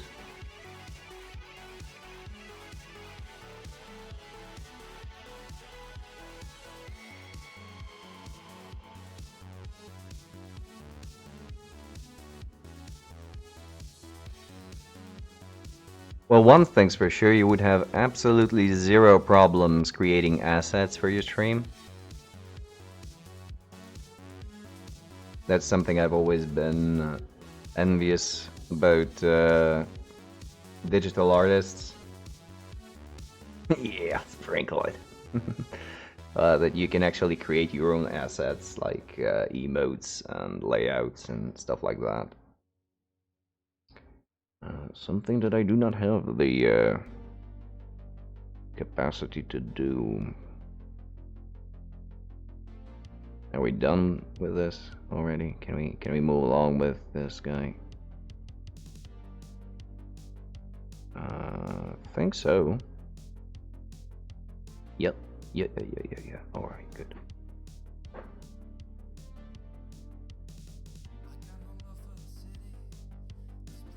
Well, why would they do that? Yeah, you can also do multi-streaming with, again, if you use OBS, you can stream simultaneously over Twitch and YouTube and Facebook, I think. Not sure about Facebook. I think you can stream on Facebook as well.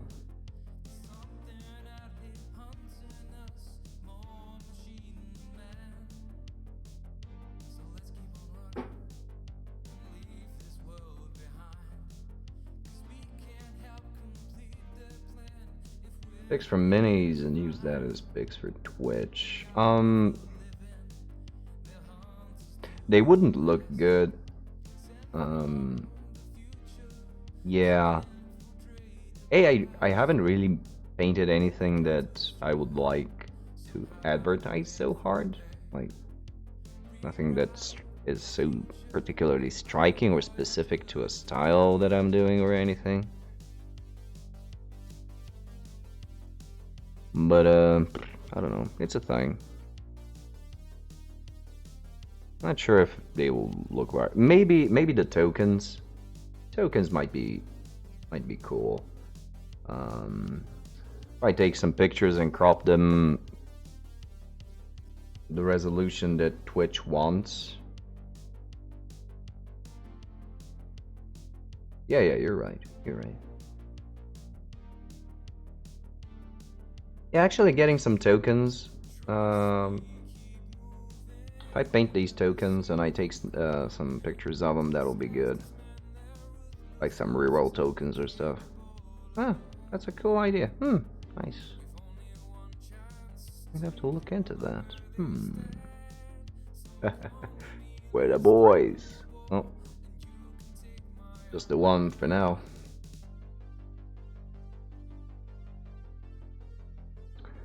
So on to some highlighting.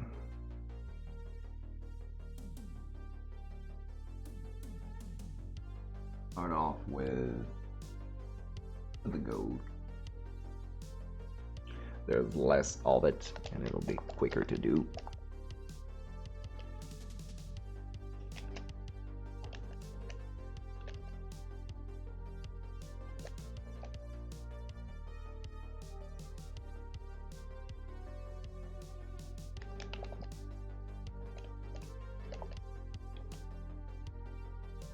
By the way, this guy that I took out to show you the free highlights, he hasn't seen the light of day in over half a decade.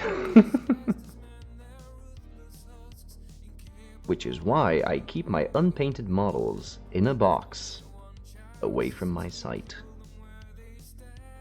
So I don't get depressed about the amount of stuff I haven't painted yet.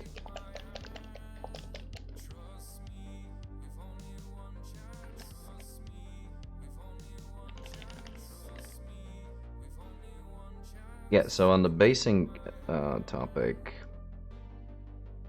I would like to make a Astro Granite base for one of the teams. I think I will do that with some cork sheets. I would like to do a gravel base. I have the material for it.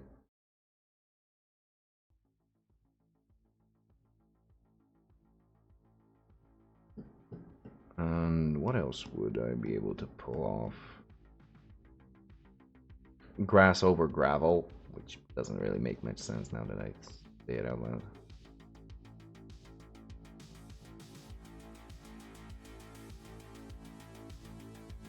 Well, test first, and then you can stream. Like, one doesn't necessarily exclude the other. But it's a good idea to get your immediate tasks out of the way. Oh, there's a billion of them, I see. Yeah, but if you do them once, like if you reach the point where you can do them right,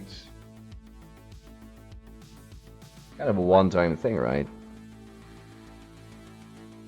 Get the tests done once, and then you can stream whenever you have some free time. But yeah, tests would be a more immediate priority. Trying to set a good example.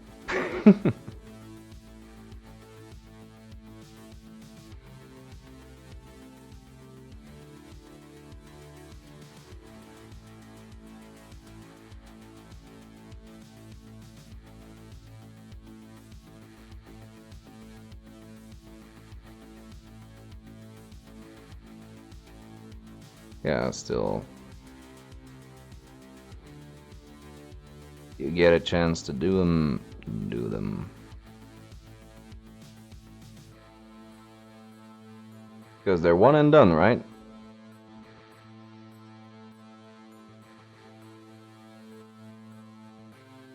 You don't have to go over them multiple times if you get them right the first time. Or once you get them right.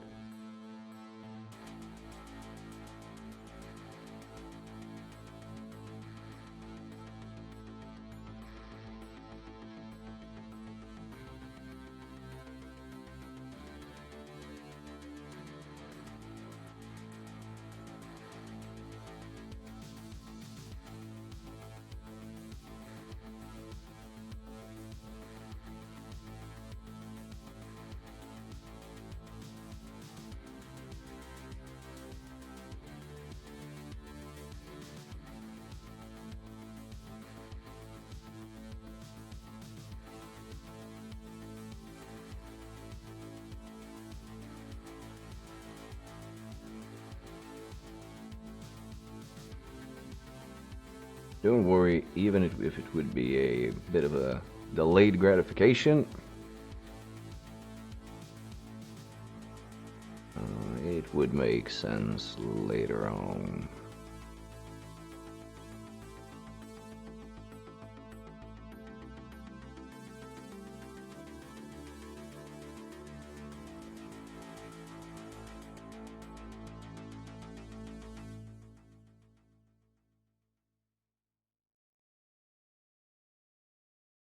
Ah, sweet.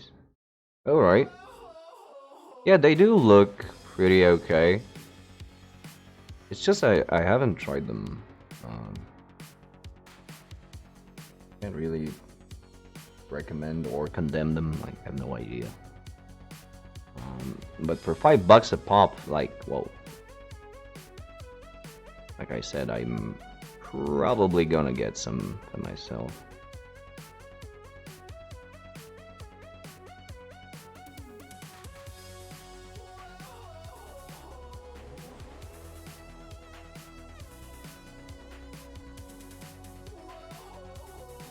Nah, it's alright. I actually, right now, I have too many brushes, and I need to kind of cut down on, on supplies.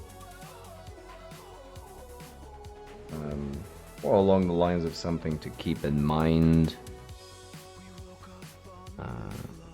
If I go back to sable brushes. Because right now I'm having way too much fun playing around with the synthetic ones.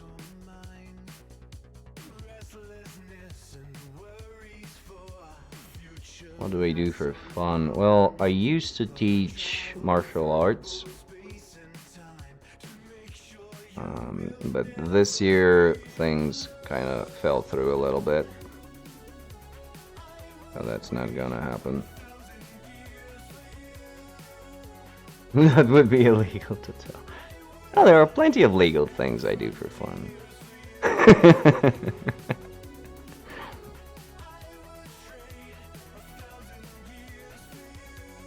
I also play video games and board games.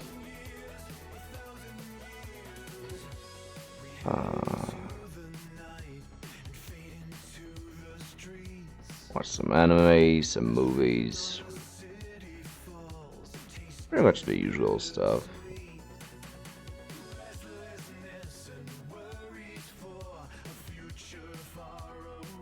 Hell yeah.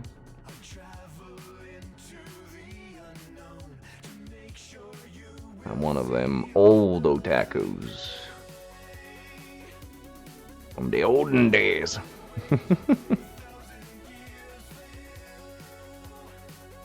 Weeb alert. Yeah, I guess. Guilty as charged, I guess. Haven't watched anything in a while, by the way. Should take a look.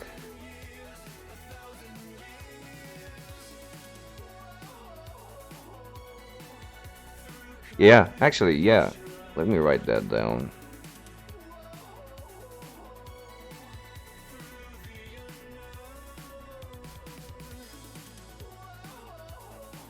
Yeah, JoJo in particular, for whatever reason, I couldn't really get into. Like, I started off with the new stuff, because I kind of missed the original old ones.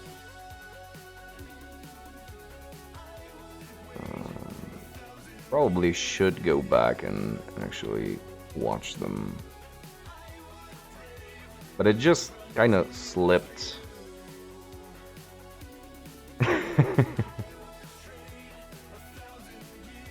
Oh, dude, if you like gory anime, like JoJo would be a very tame version of what you can find out there. Especially if you look into something prior to something in the 90s, so mid to late 90s anime is effectively known as violence schlock. So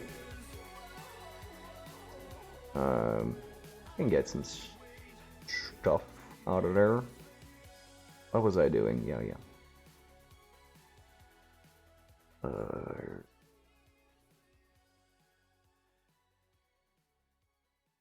Emotes, where are you? I really need to organize my shit better. There we go.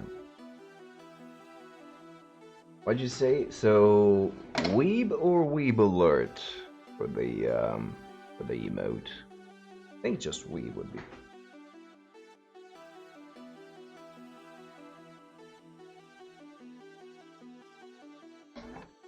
Berserk Helsing, yep. And if you can tolerate older animation and like you can go into Violence Jack or Ichi the Killer or I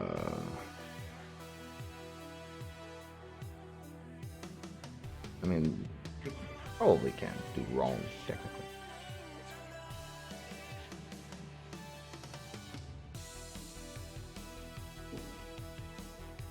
Alright, okay.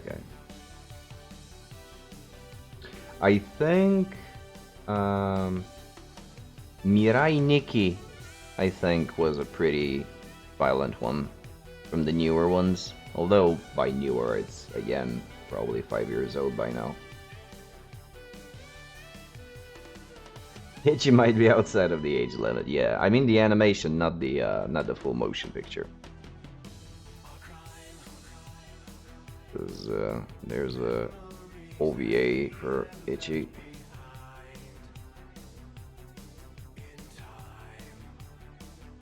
Yeah, these are fairly old stuff. So if you're not looking for outdated stuff, I would stay away from those. I actually have no idea about the newer stuff that's coming out. My only source for information for newer series comes from Netflix.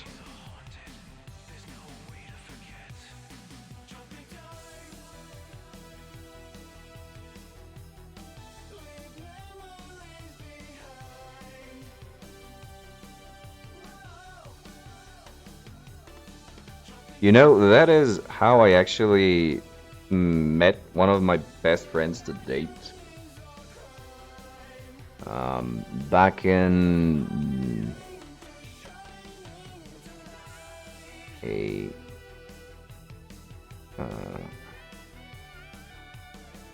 shameful amount of time ago. I'm gonna go ahead and say 15 years. So when I was in 9th grade, I was just going around and randomly walked into one of the classrooms. And there was this dude who was trying to draw Goku on the blackboard.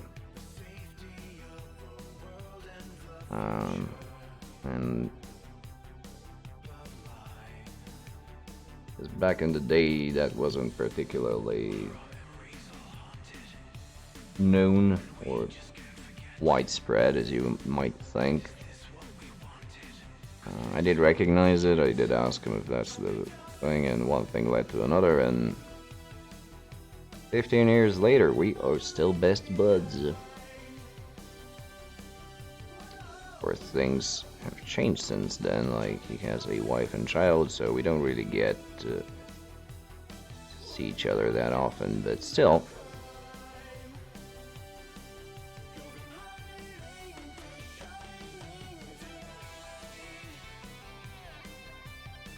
Goku! And the DBZ main character.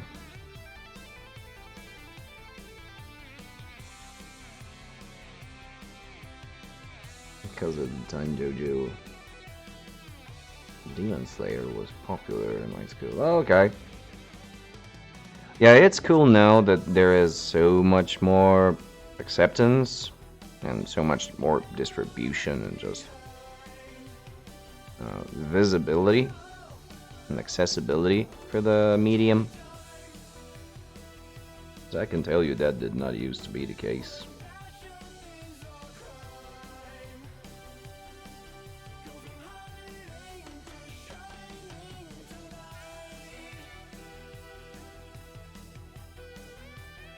I really like the fact that it's reached this point of popularity, but What I don't like is that it's getting a little bit oversaturated with stuff, and so you're kind of stuck to chasing the release schedules. And you don't really get enough time to dig into some of the older titles. Not that they are that much better. I mean, in my honest opinion, they are, but that's just nostalgia speaking, probably. But you're kind of always in a hurry to watch stuff to keep up again with the releases and the seasonal stuff.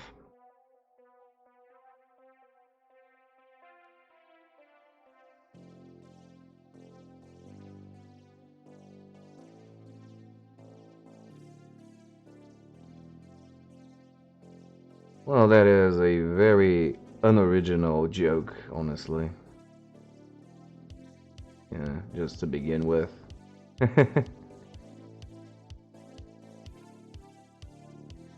That's cool. Yeah, how does a would-be bully come back from that one?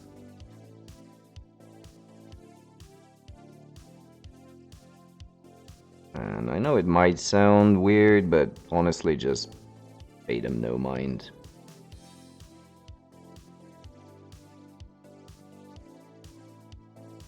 Yeah, it's just such a uninspired. Like you can build so much on that. You can use this is just lack of creativity right there.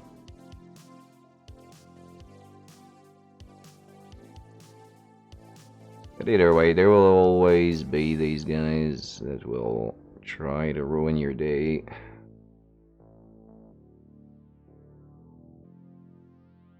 And with time, you will see things mellow out and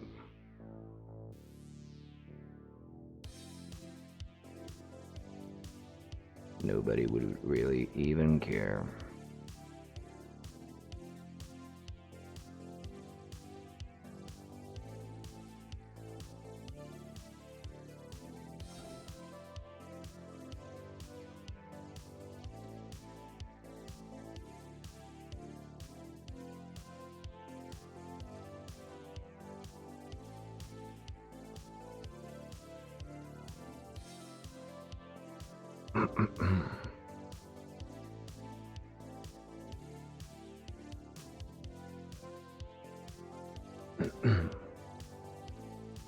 And tea's over. I'm out of tea and my voice starts falling apart again. Oh well.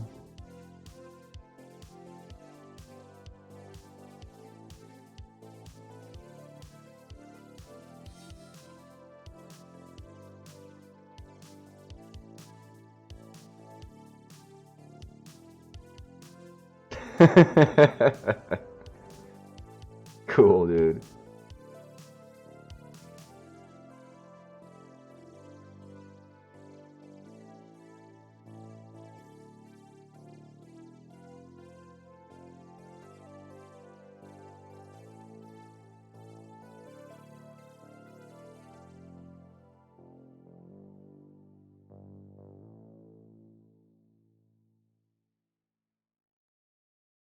Whatever, however you feel, own it and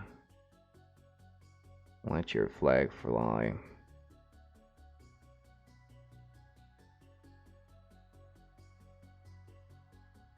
The upcoming one? No, last one I heard about was the one that when you did the 40K one. Is there another one coming up?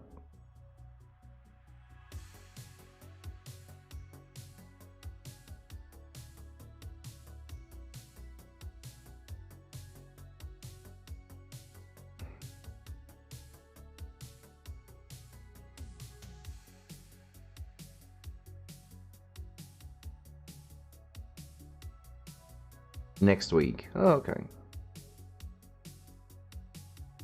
Are you gonna be leading the same game or pick something else? Or are you gonna be playing in the strangest of games? Which one?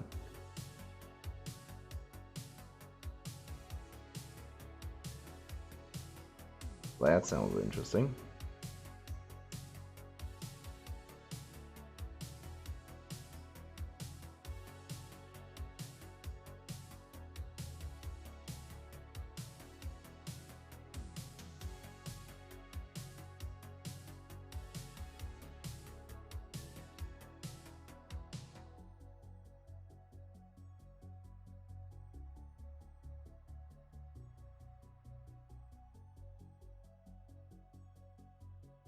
Algae in a tank. What?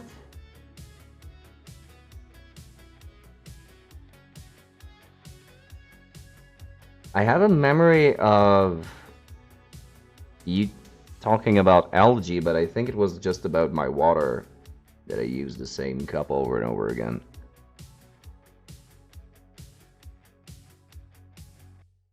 But the game?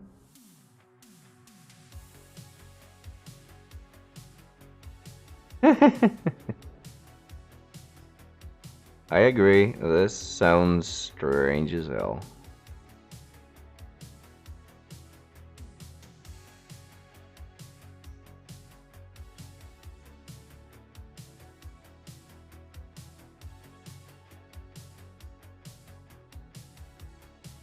Okay.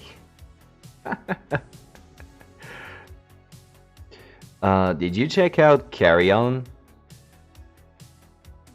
There's a new game by, I think it's Devolver Digital again. Well, it wouldn't be another publisher that would do this. They made this game where you're the crawling amorphous entity that's terrorizing the research institutes, kind of like The Thing, but you are in fact the Thing. That's what it makes me think of when you say being algae that tries to get self-consciousness. That's what props up.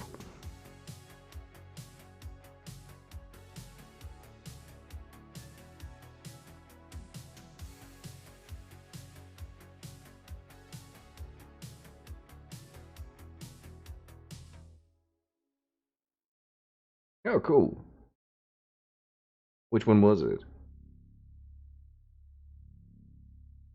Copied the text for the advertisement. I don't know, dude. Might have just missed it. Original character.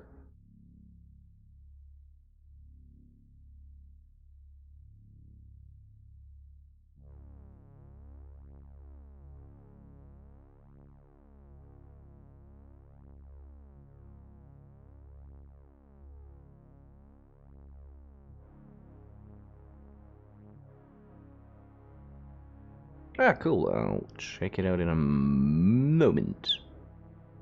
Just want to put some quick highlights so I don't forget where I had to put them. I think that'll be that with the golds, actually. Felt quick, but it's probably been about an hour playing around with this shit.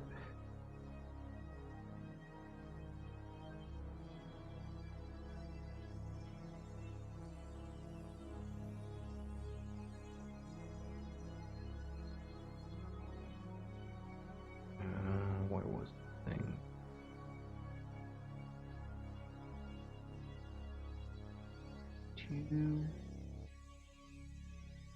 Oh, there we go.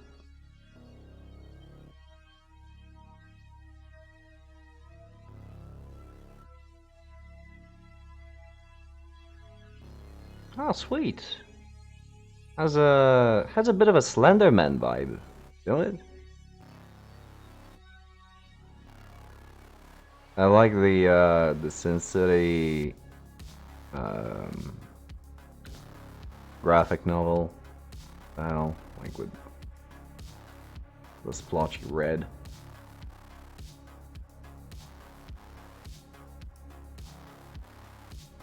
Sweet.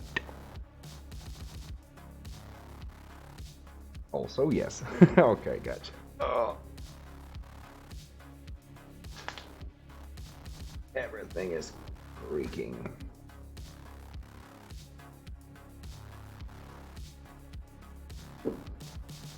I didn't feel old enough.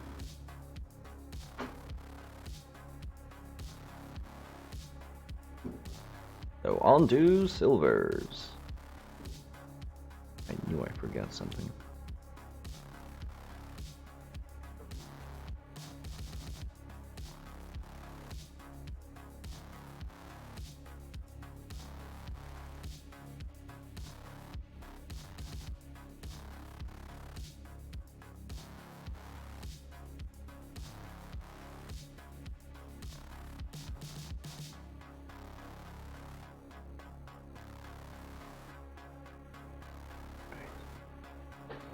That'll do.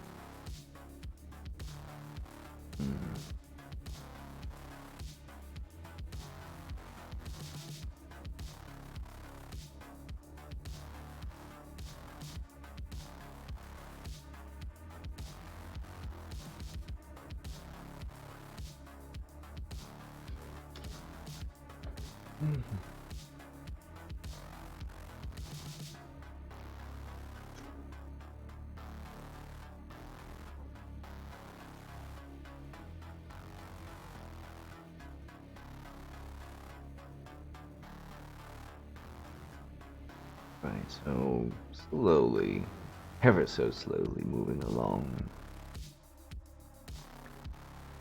We're doing pretty good for time.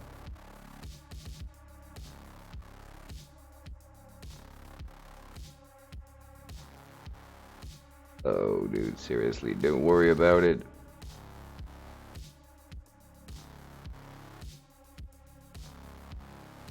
You feel like you need to,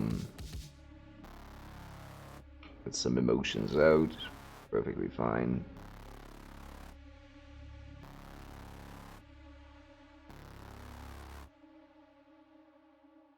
I'm personally happy that you found this channel and get to hang out.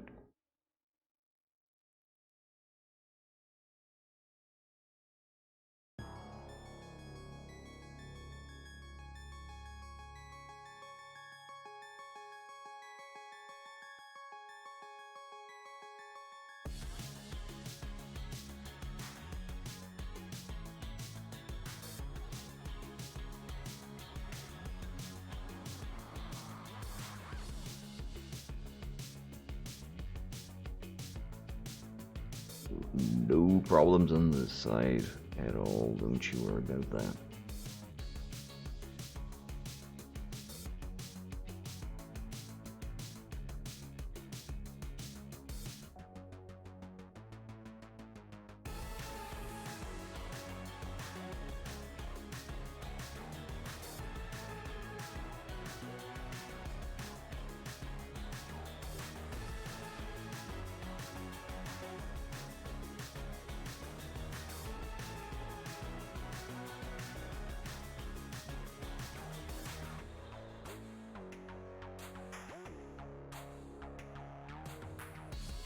You mean for League?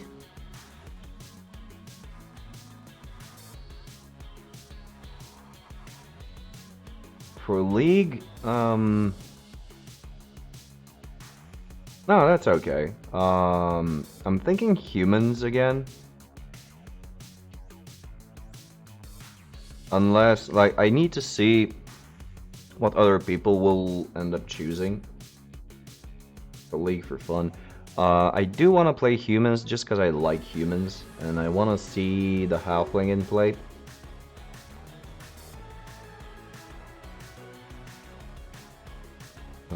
So unless there are a lot of other people that are going to play humans, that's probably what I'm gonna go for. If not that, and if by some freak miracle chance I manage to go through all of the Bretonnians, including the nobles expansion, I might try myself with nobles.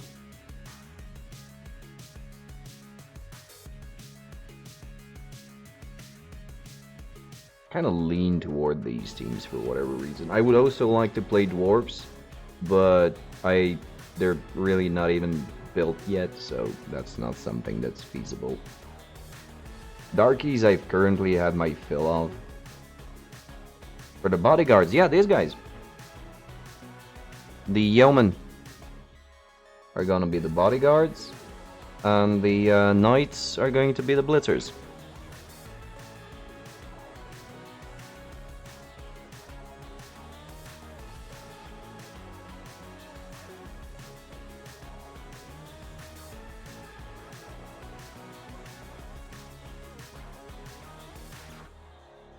And I got the couple of throwers and the ogre. I already showed them off.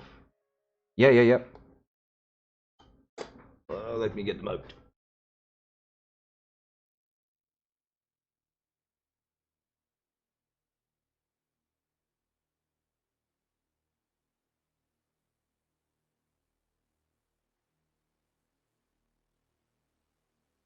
So there's the whole bunch. Of these guys, I have 4, like, regular Bretonnians. These are the knights, the blitzers.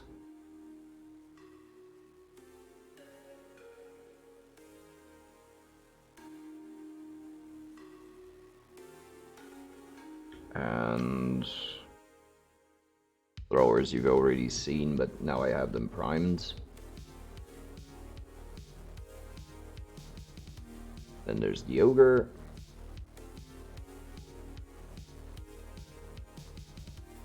And the peasants. So. Wait, what was that question? What would you do if you were in a park?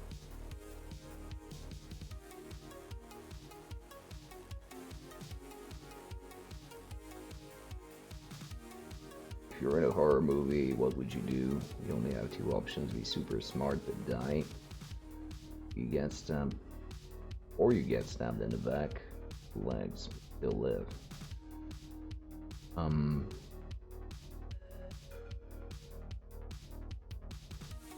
don't know, dude, like...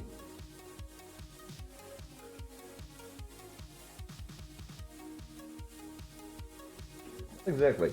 I would probably choose to survive, just so I get a cool thing to talk about whenever like a conversation in a party would make for a good thing to talk about. Yeah, have I ever told you about the time I lived through a horror movie scenario? That was pretty cool. I don't know, probably that one. They are not quite the same. Alright, here is a side-by-side comparison. The bodyguards are slightly bigger, and the throwers have some buttons, some nubs on the front, and you can see that. So they are closer to the peasants, actually, a little bit more armored peasants rather than closer to the bodyguards. But, you know, this is just looking at them just on primer. When you get some paint on them, I think they will be easily distinguishable.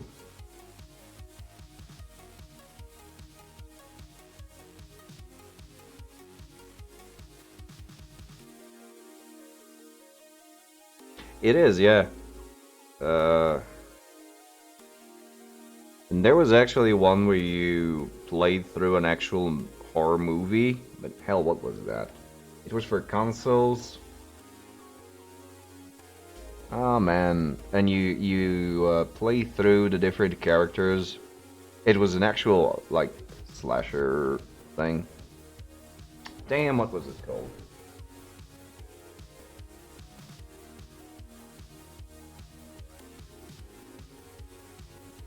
But yeah, Dead by Daylight is a pretty cool thing, and it does.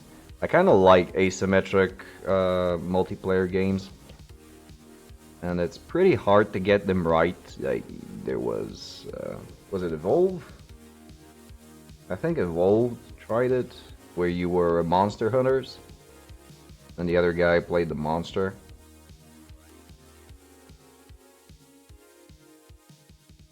Not really sure how fun it is to actually play, unless like it would be fun to play if you knew the people. So it's one of these games where you have to play with friends, I think, because random playthroughs I don't think would be as much fun.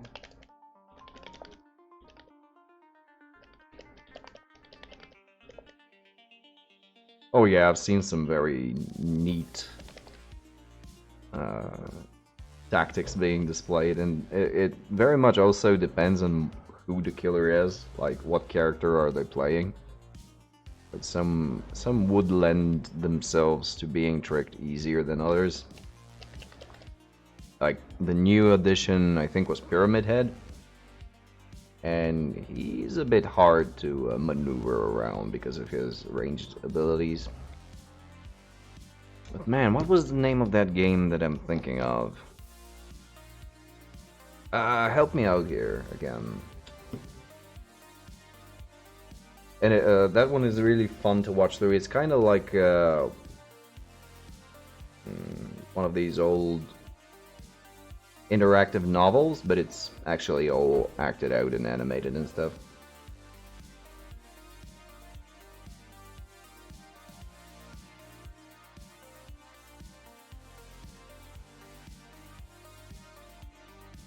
Yeah, that's dumb. But I mean, even if it's not such an extreme case, it's still like there's no real connection between you, and it doesn't work off that well immersion wise. You're supposed to be like the kids out, the counselors, that you would actually know each other, that you would probably actually be friends and stuff. So I think that would make the game better if you knew each other. Although that pretty much counts for any game, I think. Yeah, it was such a stupid generic name that I can't figure it out what it was. But it's a really, if I remember it, you could watch a playthrough of it. It kind of plays out like a movie, and it's pretty fun. Hell, I can't remember the name of it.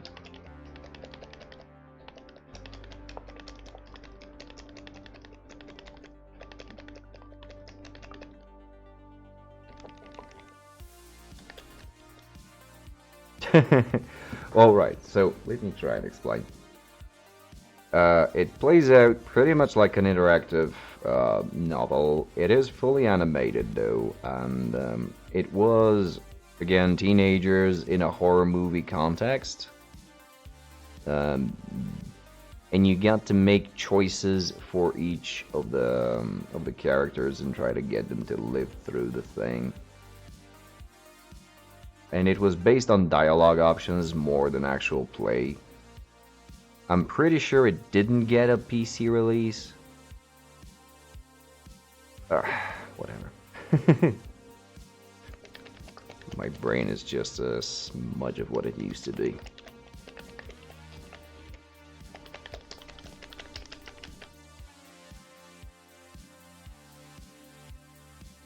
I know.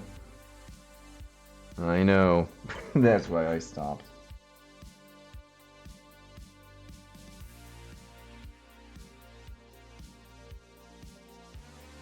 Yeah, especially now with interest just being higher in general regarding regarding this theme.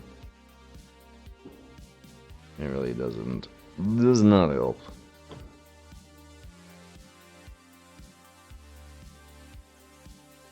Either way, I'll link it if I. across it. Because it's one of those that are actually fun to watch being played as well. Because you're essentially just watching a movie.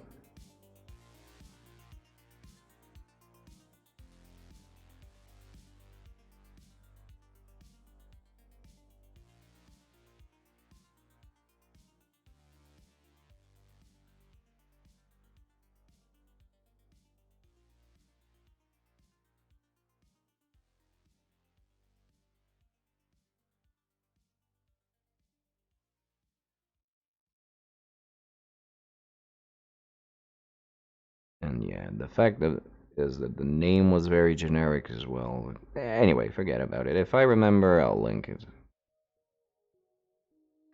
Just one of those moments when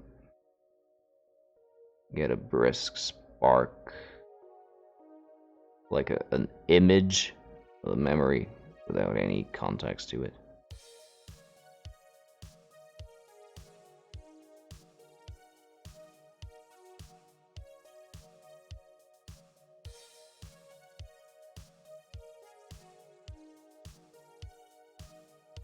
Man of Medan. Oh no, not even close.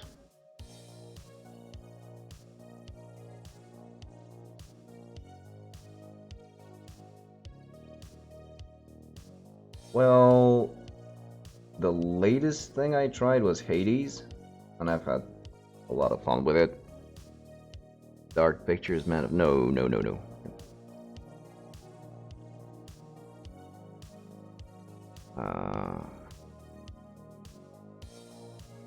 And I will play it again, I just need to find some more time. I kind of wanted to finish up this project before I gave myself a little bit of a break and got back into it.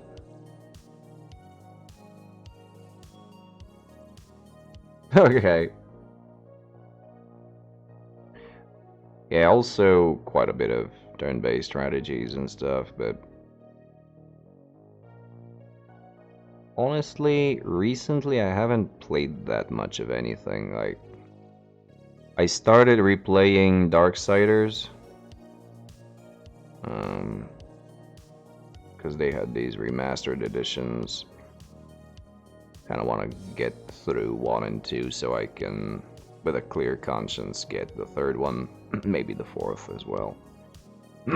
Sorry. Blood Bowl, of course. Although I haven't played that in a while as well. What I quoted was very popular in the recent months. Oh, really? I really haven't heard of it as well. That's nice. Oh yeah, and it's also October, so you can expect a lot of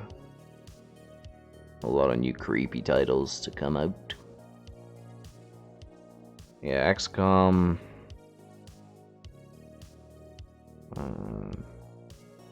The new Doom, like not Eternal, the previous one.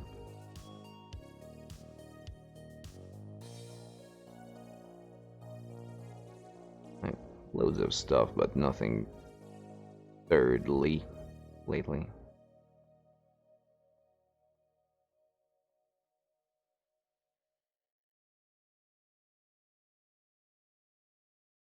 Every now and again, I'll go back to Devil May Cry, but I think that's just a lot.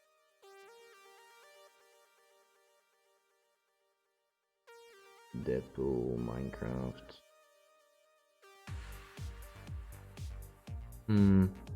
I did play some GTA, but some of the older titles. I played the 2nd and the 3rd one, and Vice City.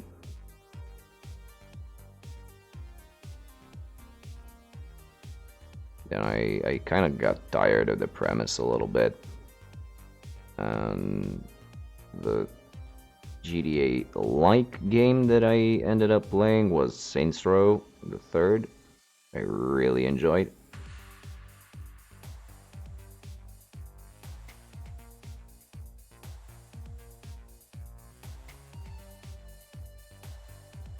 But yeah, right now it'll be Blood Bowl and Hades.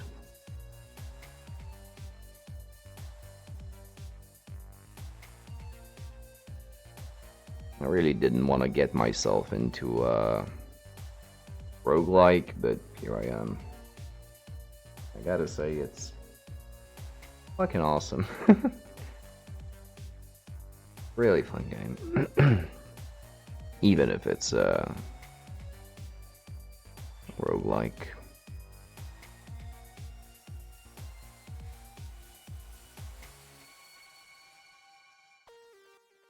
Fun characters, entertaining gameplay loop. Very nice art, like a very cartoony, very cel-shaded. Well, actually, no, it's not cel-shaded, it's hand-drawn. Makes it even better.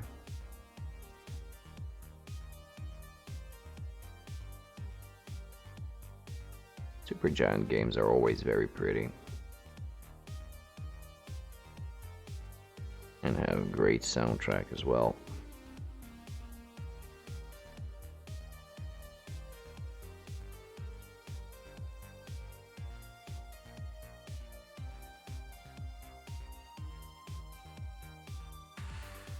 Oh yeah, Sam and Max. Damn.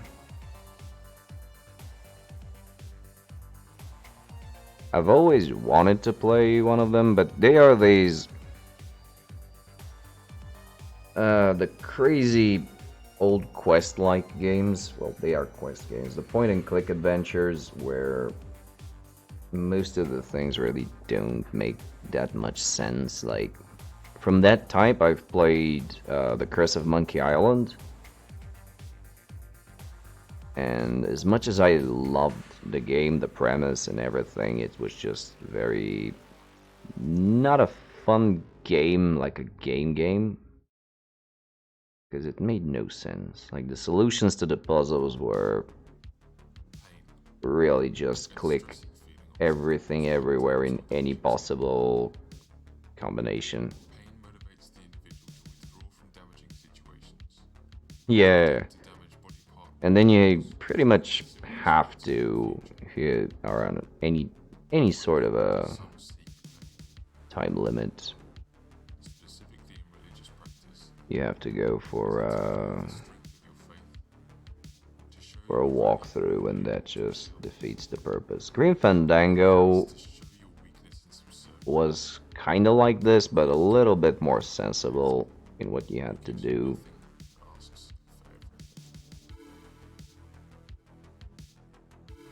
Yeah, like Broken Sword, yeah, and Gabriel Knight, and like there's a ton of those.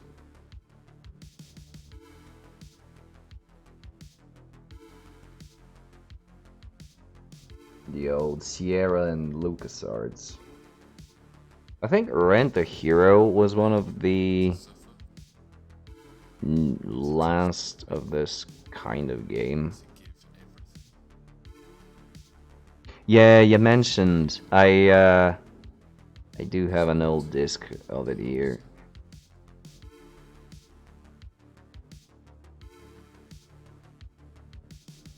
Green Fandango was also a very nice one. Very nice story. A lot more varied story-wise than Monkey Island. Like, you had intrigue and betrayal and all that sort of shit. It was really pretty damn intricate. Manny Calavera. The eponymous hero.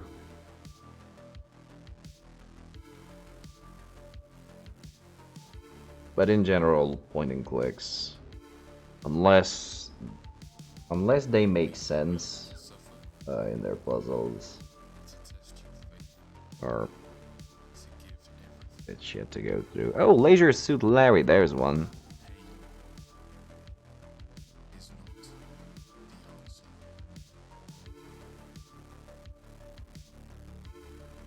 From the depths of the Once Upon a Time.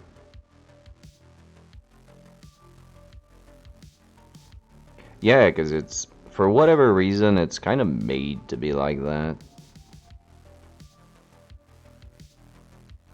I mean, I get that they want to get the puzzles to be hard, but then again, there has to be a little bit of a hint of something that you can actually figure out, and not so much just blind luck through it. I mean, it may just be my understanding. I might just have been playing them wrong, but even in recent times, when I've had a few spurts of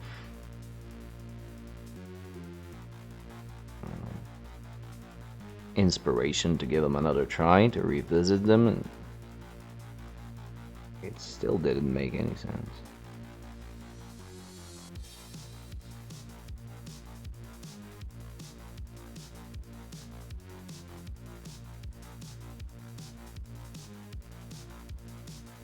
Yeah. Yeah. That's just how they are. Just in general.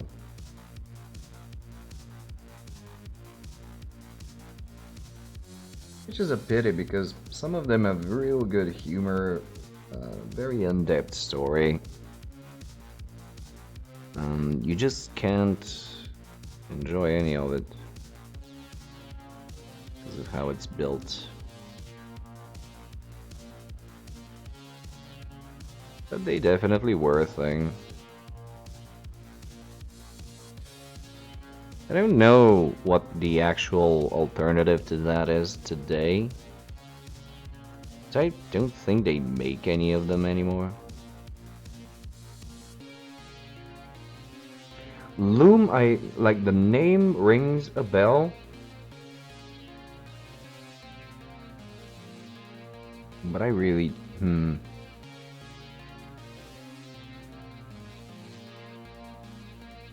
Oh, music puzzles, alright.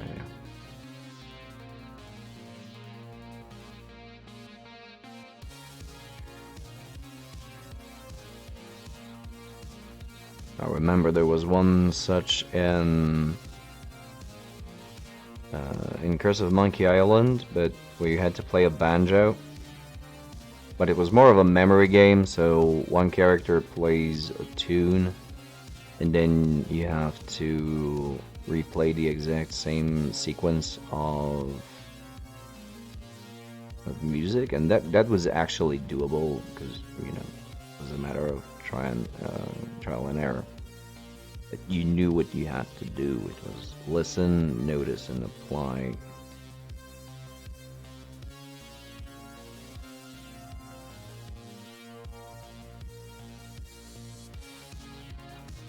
Yep, a good compromise, I would say. A good balance between both.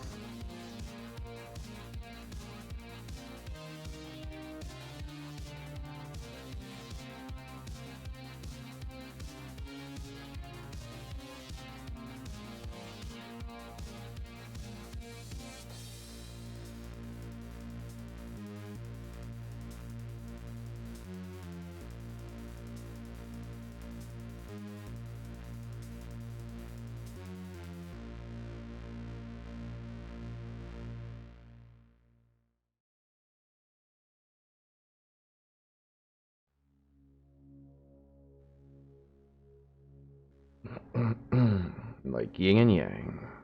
Yep.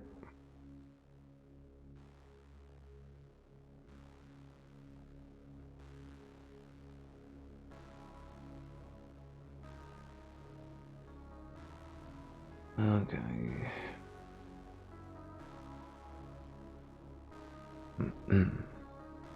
Kind of want to get through the metallics on the body first. Because I'm a bit more familiar since I've painted a few other of these models. And then move on to the gun, because that'll take some tinkering and thinking.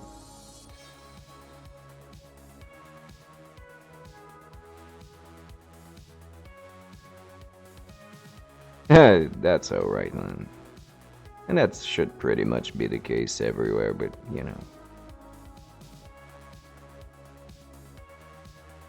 it is what it is. Still there once again. I'm glad you found the channel. Glad you like it. always feel free to hang out and share your stuff with us.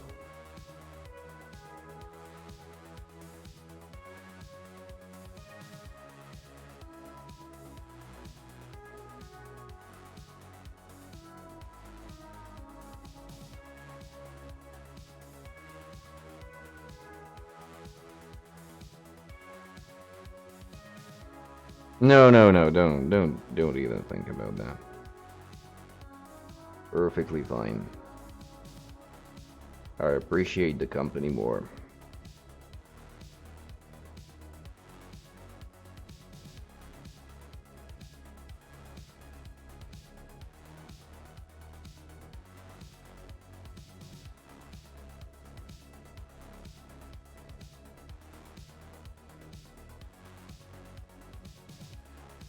Oh, yeah. Aw, damn, dude. Thank you. Thank you. You didn't have to. Very appreciated.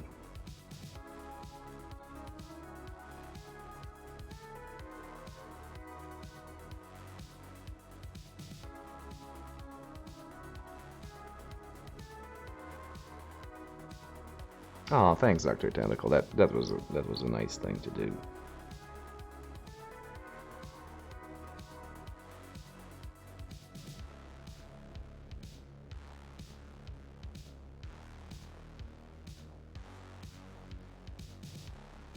Now you get access to my one and only emote.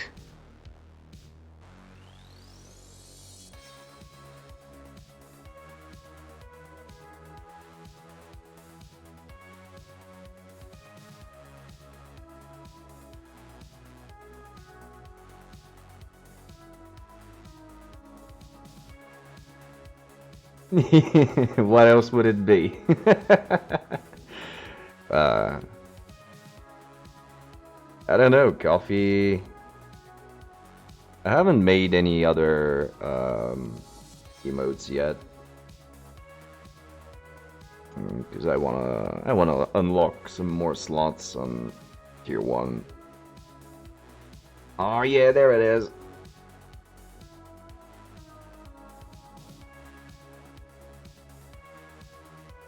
There are definitely ideas being brewing.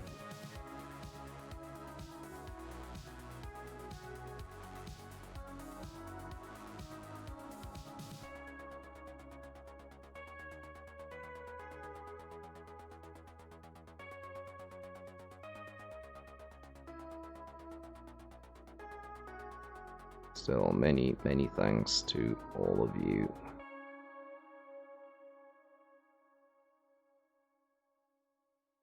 Really fun being able to kick back after the and nerd out, have some fun. I really do appreciate it, and that is pretty much the goal of the existence of the stream in general.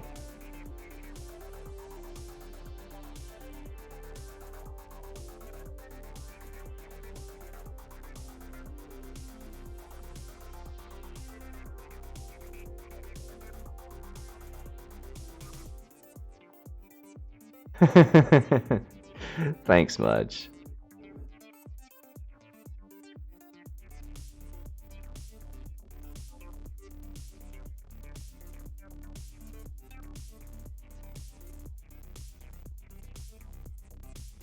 Are we actually done? No. Nope, no we're not. Still have the whole gun, but that'll be in a moment.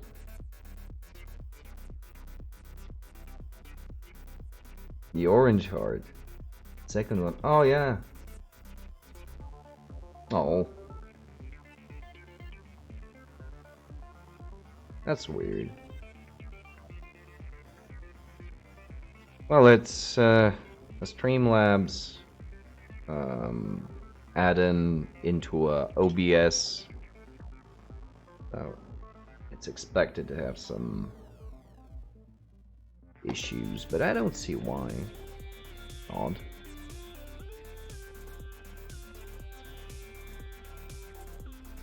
Yeah, not marks, but I am going to try and make and give it a thermal discoloration right on the muzzle. Yeah. No, it's gonna have some discoloration like you would see on a bike exhaust. Yeah, sorry. So we are from Bulgaria, me and Agent Orange here, and these thems be words in Bulgarian.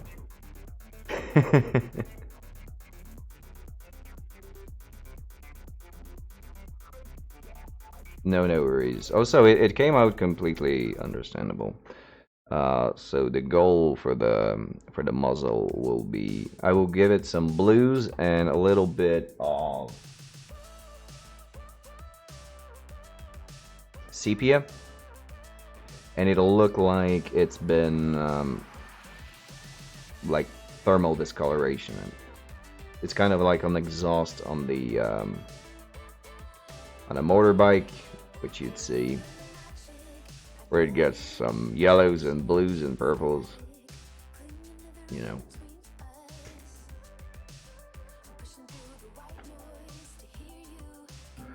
Yeah, so you're actually in a multicultural stream. And also, Dr. Tentacle is from the US.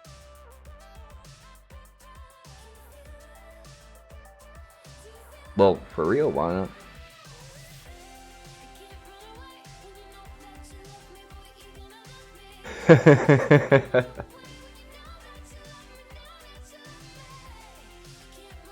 Right, so how do we formulate this? Came for smoking an anime. The right reasons.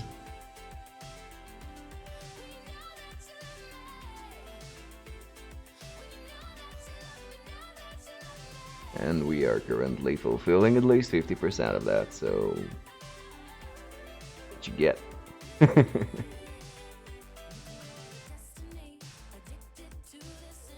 Yeah, by the way, Dr. Tentacle, have you come about something good to watch lately? Because I kind of lost for a moment.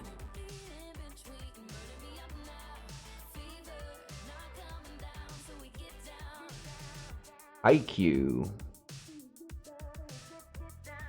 Which sport is it tackling, though? What's that?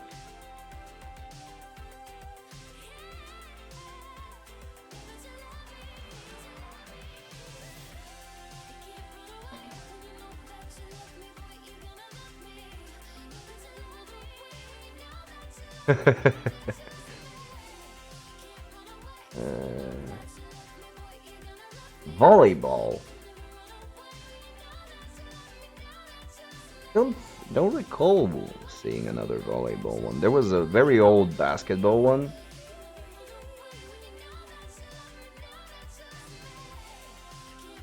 All right, I'll check it out. Might as well.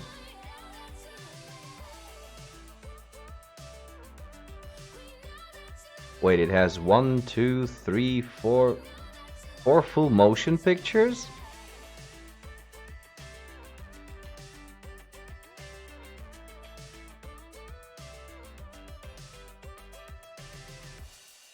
Noblesse. Cool, let's check that out as well.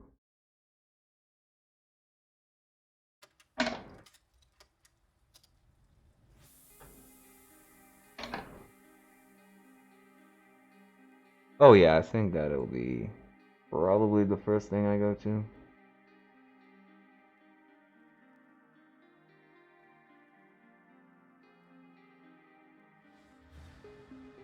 Is it currently just a season long? 4 eps down, okay. Into one well-edited movie. Alright. I gotcha, I gotcha.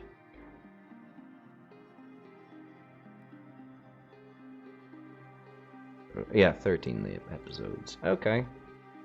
Yeah, so let's get in softly with the shorter format. And then I'll give volleyball anime a shot. Okay, ooh, thanks, man.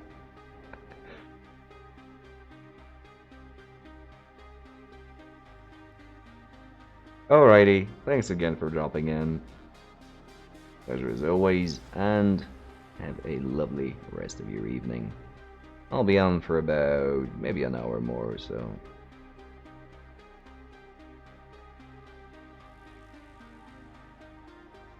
I don't know, sports anime was really very weird for me to begin with.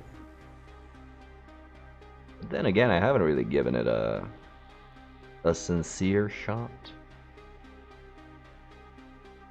And if both of you are saying that it's good, we'll give it a go.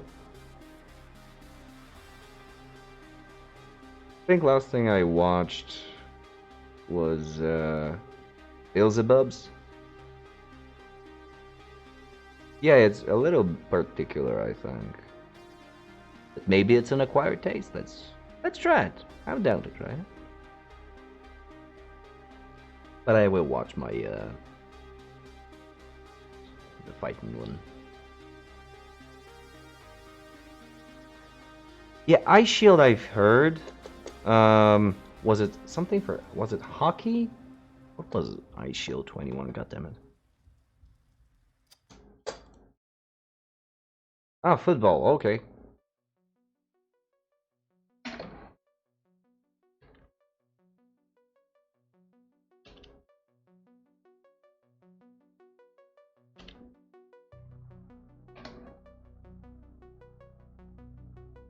Oh, I see. Okay, gotcha.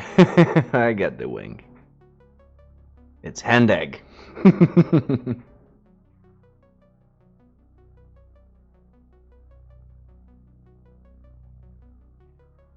Because you know there is a bit of a misunderstanding in between the continents about what's football. But I get you.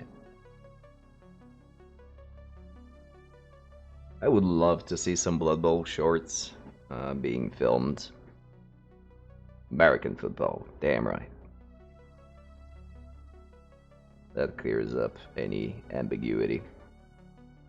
Yeah, actually that's one of the sports I would like to see an anime done in. Like, a part of fighting sports, that would probably be one. Maybe hockey? I don't know. Okay.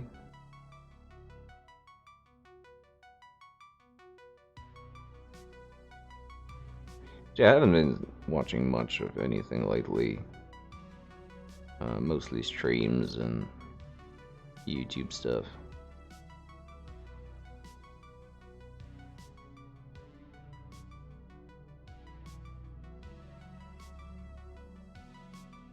Yeah, that might be fun actually. It's a neat idea.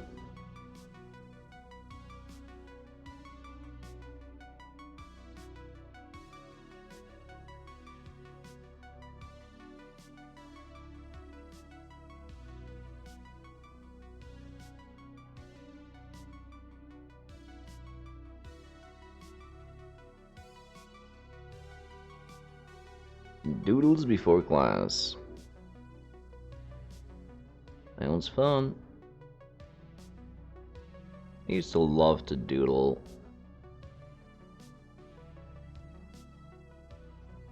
I really haven't done anything on a notebook in ages. Alrighty. Feel honored, privileged to be the object of your artistic expression.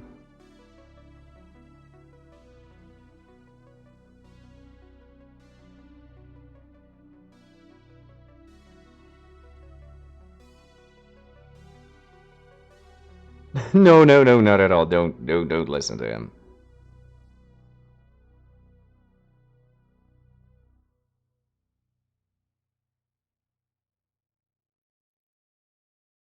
Zero pressure here.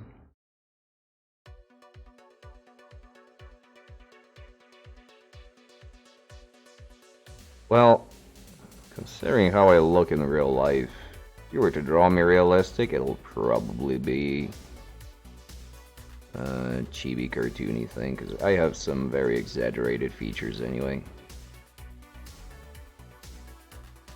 Like, you probably can't tell because of how the camera is set up. If you were to ever see my profile, you'd know what I'm talking about. Like, by profile, I mean side of the face.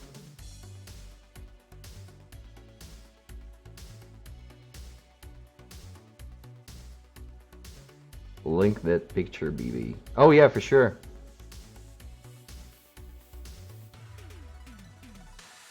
That was a given.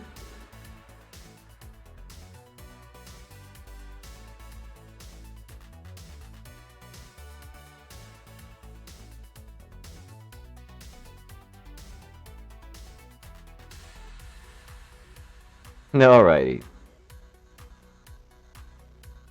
Take your time.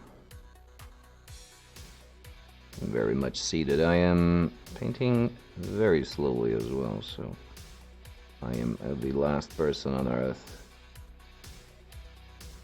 to rush anyone, do anything.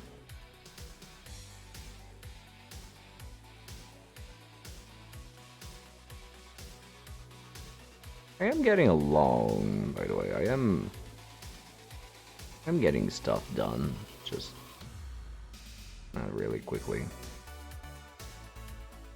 And I had a feeling that was gonna be the case, which is why I painted most of them over the weekend.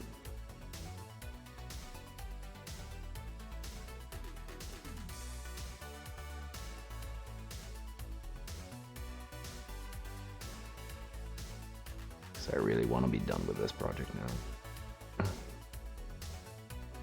Get back to the Blood Bowl stuff.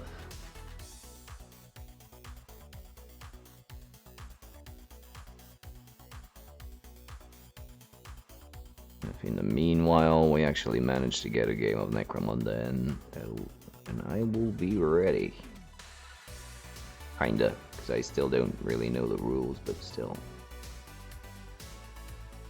It's a thing. There will be colorful models on the table, at the very least.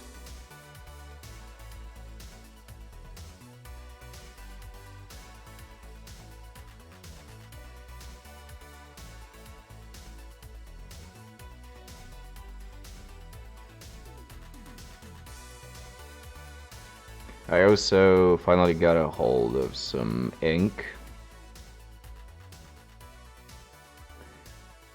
So I will be aligning the shit out of this guy.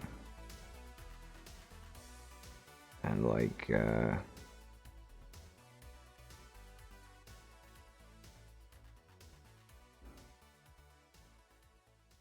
like Agent Orange suggested, I will try and make a band-aid patch on one of his shoulders. Shits and giggles.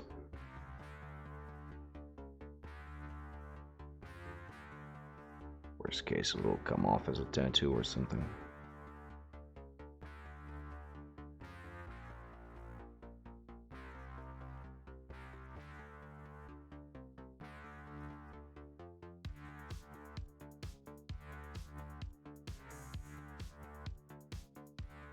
Probably won't be able to see this, but let's put some paint here as well, just to keep things not super boring on this side of ye old stubber.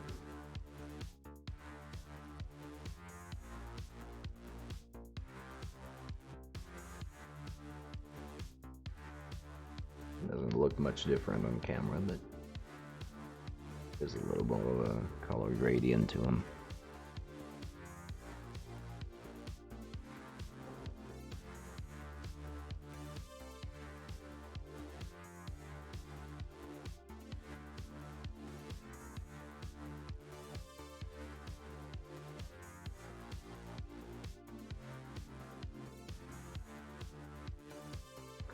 Right, so I'll take a little break, a couple minutes or so, just to fresh my water and power through and stretch my legs. And I'll be right back.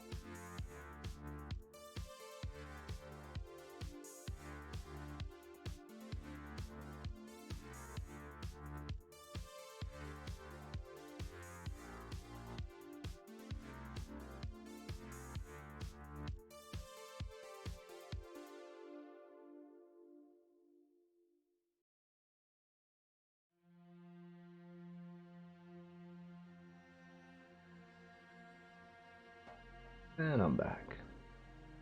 Whose hair? My hair?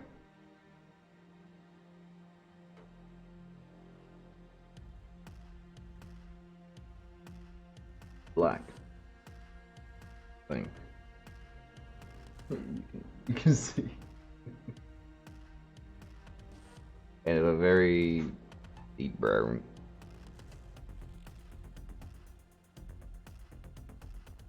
But I do have a ton of gray hairs.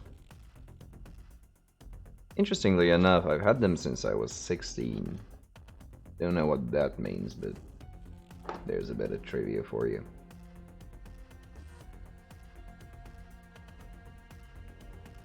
My beard used to have reddish strands in it, but they've turned to white as well.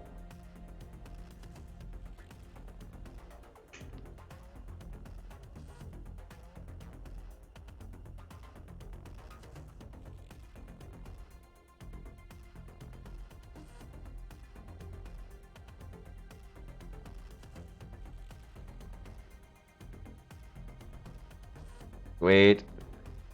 Let me know when it's okay to take a look at the Instagrams.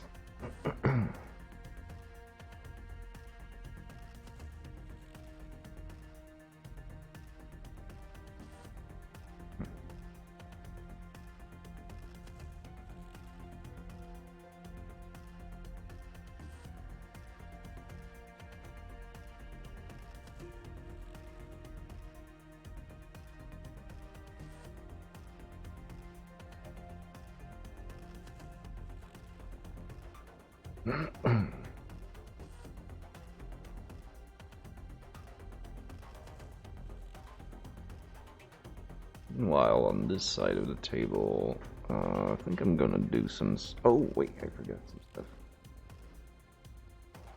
Just I can't do it quickly. Man.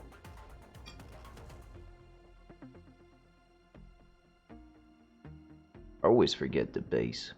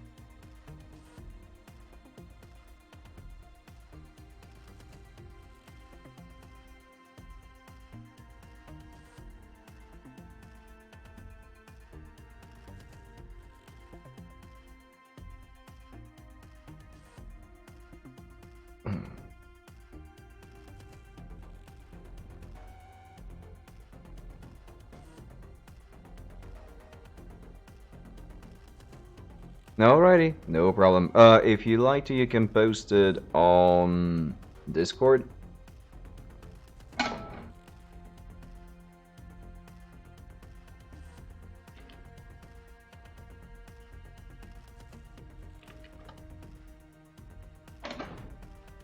I keep forgetting I made a server for that shit.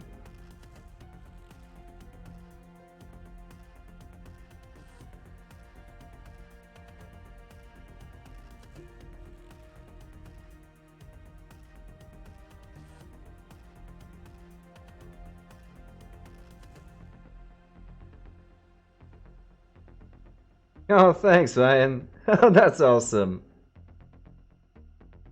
Oh, that's great. Oh, I love it. Thank you. Thank you so much.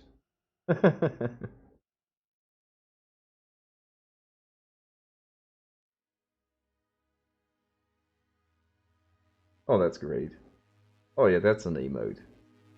Haha, sweet.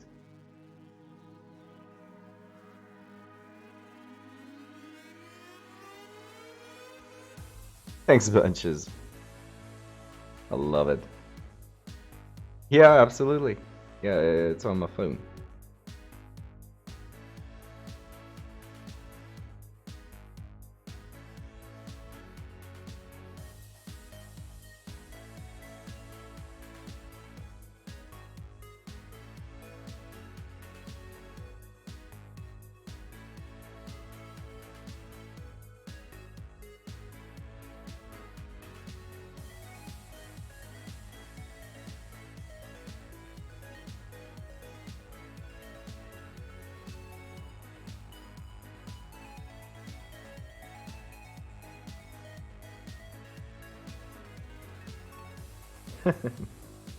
So nice.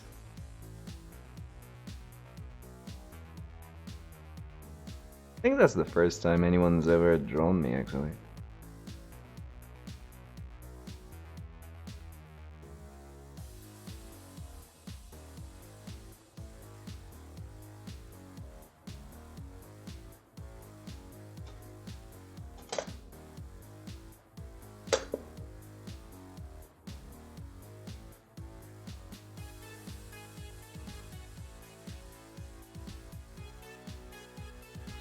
Not at all, man. I love this style.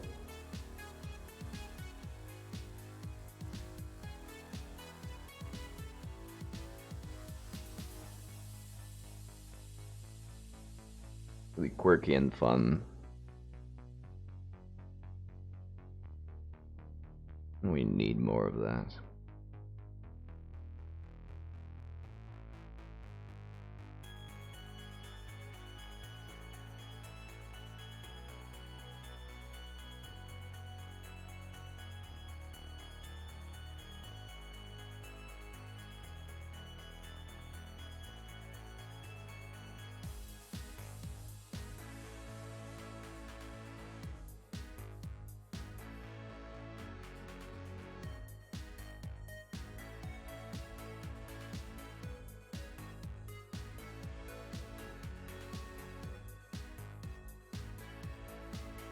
By the way, are you going back to school now? Like, did they... the actual institutions, or are you still doing it from home?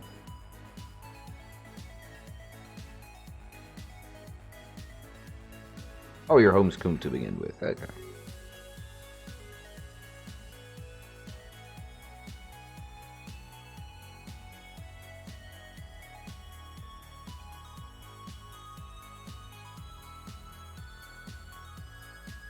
Well, wouldn't you know it, that would come out to be the better option.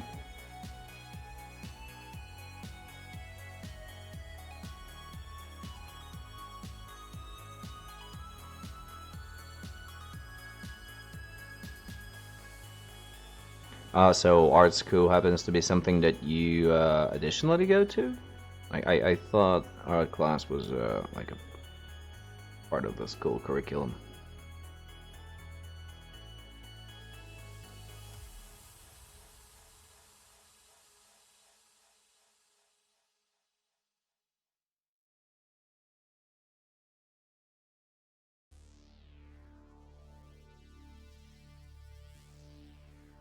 That's nice.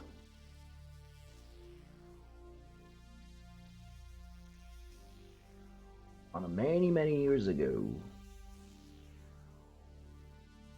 I wanted to do art. Like, I didn't really want to make it a profession or anything, but I did want to get more into it. My mother used to paint, and that really got me, got me hooked.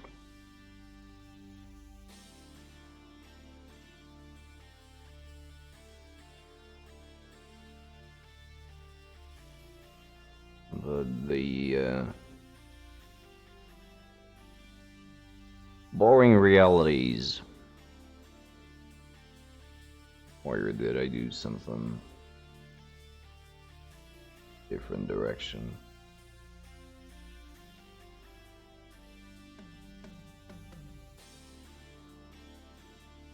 That's sweet. Yeah, that is very unusual and very cool. Really, that's awesome. Because no matter what happens, if you get hooked on any sort of art once, you are going to have an appreciation for it, and you're going to want to get your fix somehow. And that is so cool to actually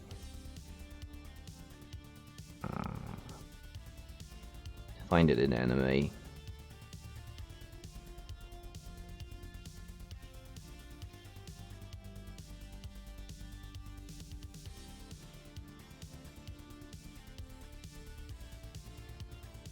That's actually awesome.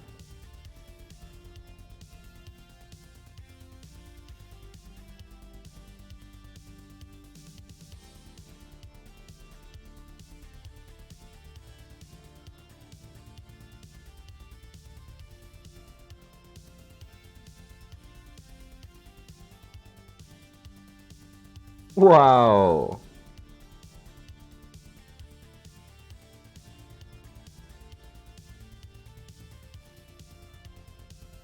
And yeah, that was a very, very popular anime. That and Sailor Moon, I think, were the two competing ones back in the day.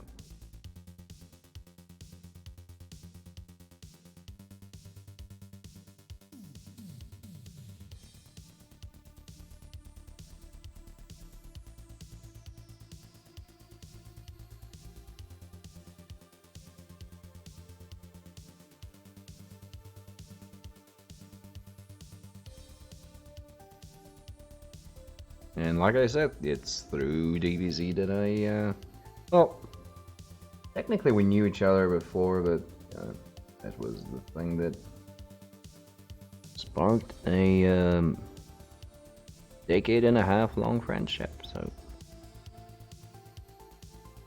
DBZ is a pretty big part of my life.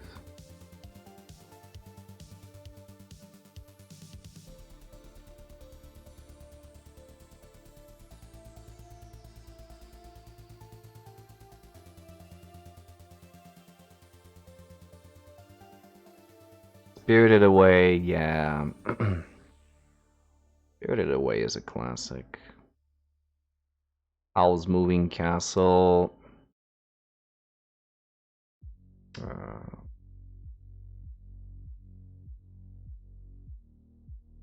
Oh, of course, the obvious ones like Akira and Ghost in the Shell.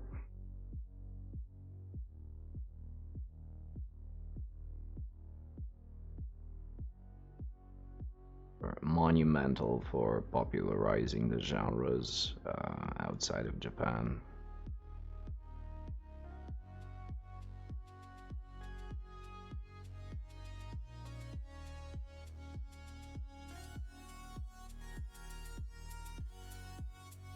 Well, yeah.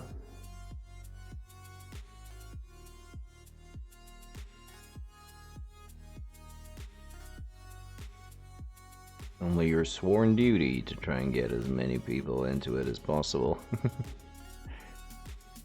Oh, did I ever try to get people into anime? Whoa. To tell you the truth, I don't think I ever made like a proper conversion. I never managed to get anyone into it. But I did manage to find something that someone, like for anyone that I've tried to bring into it, I've always managed to somehow find something that they would like. But not enough to like get them hooked on the genre as a whole. Style, it was like a, you know, how is it? As many as there are movies.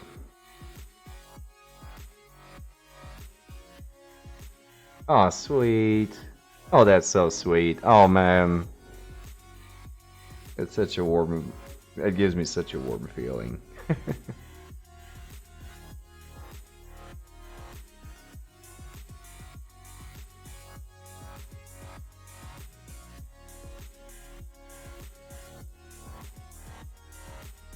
Okay, now let's do some staining. Well, it still does make sense, you know.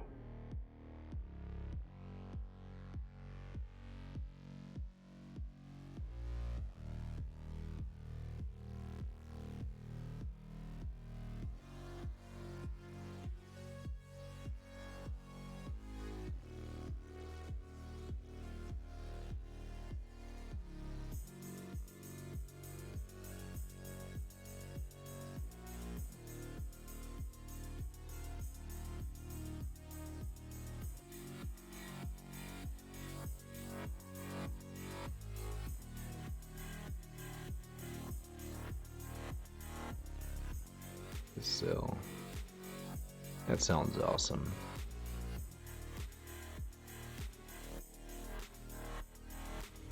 Do you get to have these like anime nights? Just pick out a few movies, sit down and watch them.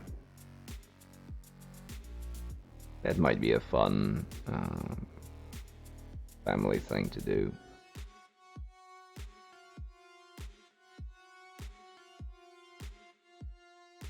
Or like a short OVA.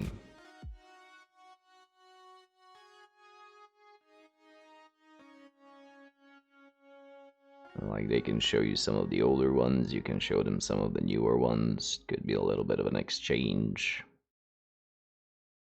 And maybe both sides can take to find something new and interesting that they like.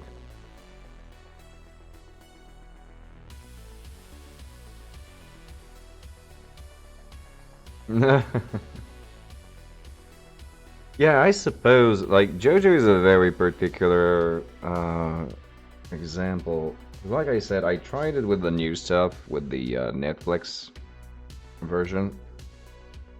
And everyone kept telling me that it gets better along the line. Yeah, and I tried and I watched it. It just, I don't know, it's...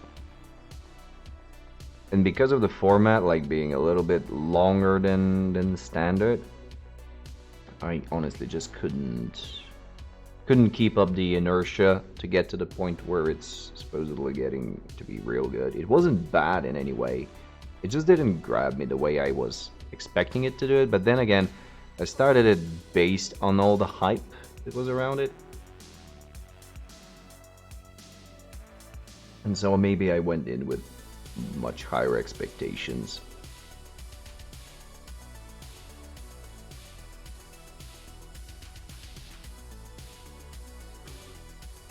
Yeah, the old one, although it's for its time, it's pretty decent animation-wise.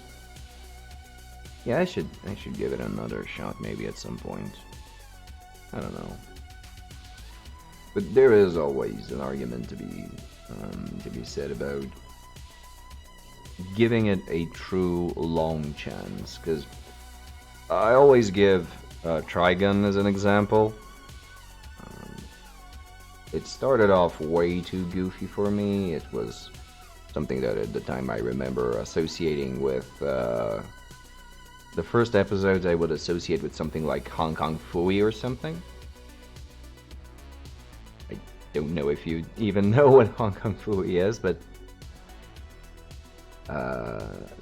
literally after the 5th or 6th episode, you actually start seeing what goes on in the background, and it shifts genres, I think 3 times throughout the course of the 24-25 episodes that it has. And it ends up being one of the best things I've ever seen to date. Like, it's way, way, way up there in my personal top list. Like, it's probably 2, 3, like top 5 for sure.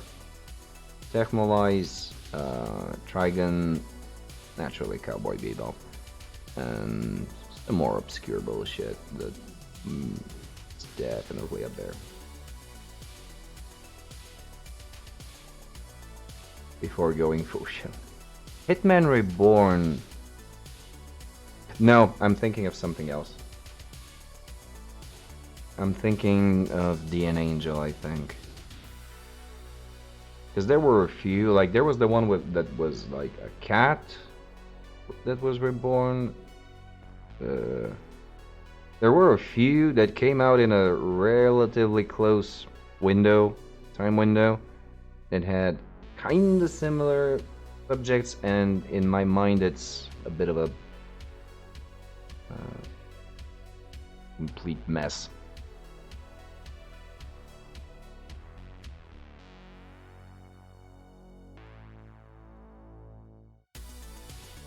Yeah, see, My Hero Academia is something I always remember that I wanna see and never get to. But don't worry about that. Anime just does that to people. You sort of burn out on it every now and again. It is one of these things that you can get oversaturated with, especially if you're trying to keep up with seasonal releases. But, you know, you get back into it. You just feel that itch every now and again. Exactly, yeah.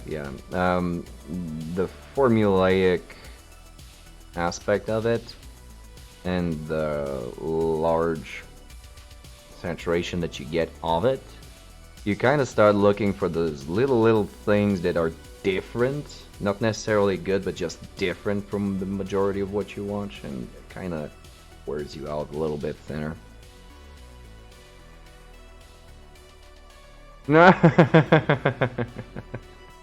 Oh, that's cool.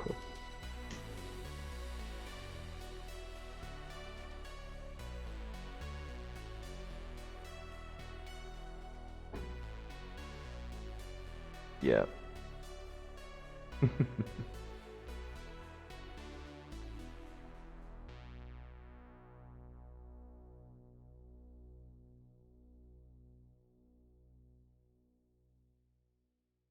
Gonna do some staining now.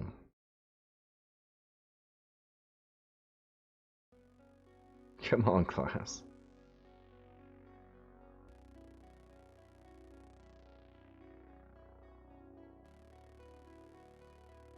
No table flipping.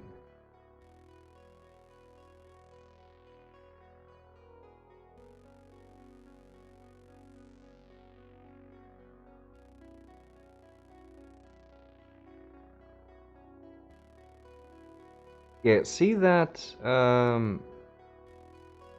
Yeah, thank you. Thank you for that.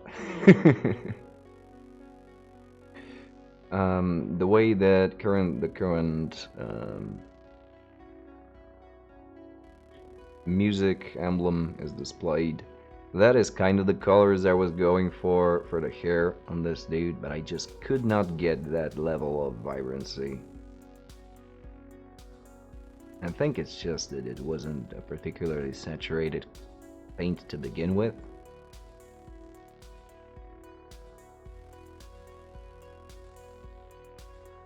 Maybe with Chimera I could have gotten it. Or maybe more reds, I don't know. But I really wanted to get that level of vibrancy there. You can see the mnemonic part.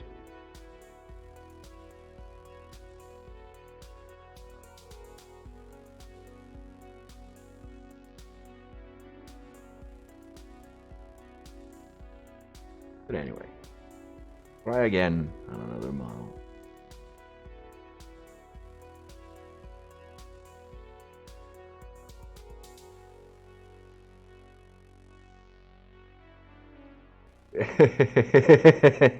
Alright.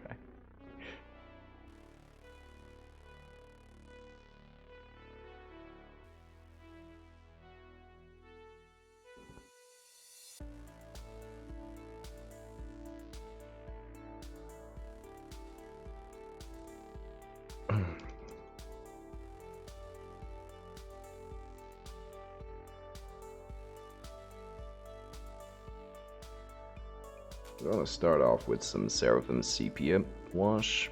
I'm gonna put it some places.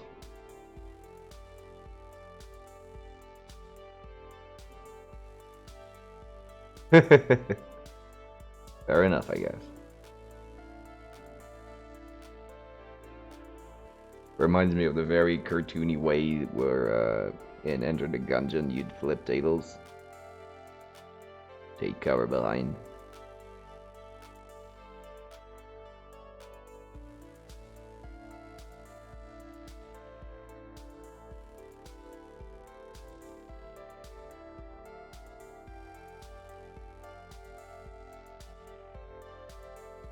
Yeah.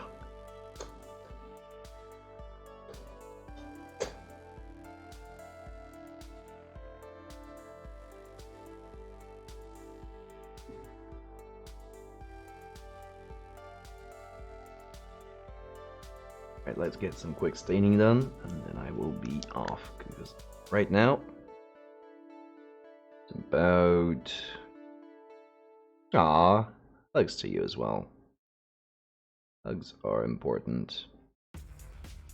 Often undervalued.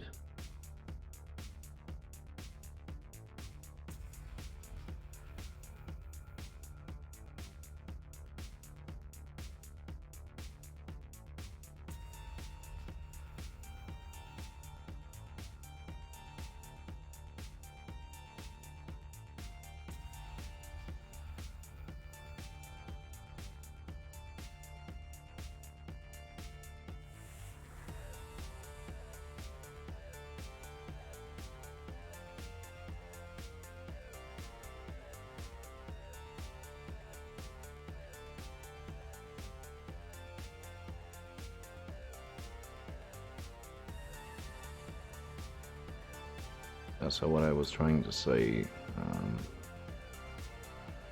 currently 10 p.m. here, and it would not be the worst idea in the world for me to get some food at some point before crashing for the day.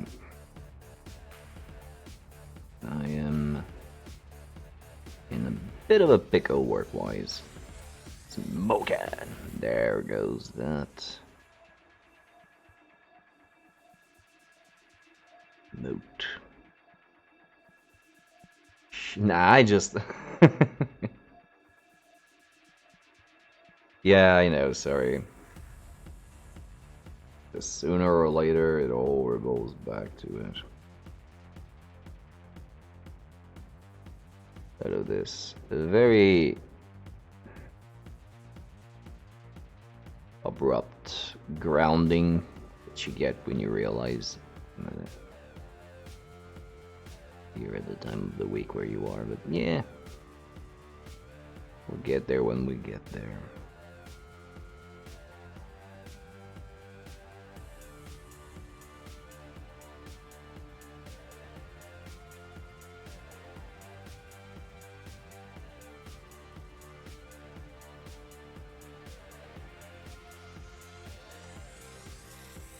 Honestly though, I cannot wait for this month to be over.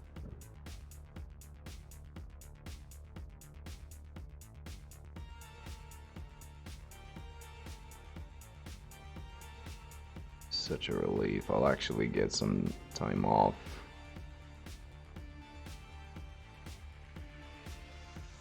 Probably some Fridays. Oh, don't we all? Don't we all?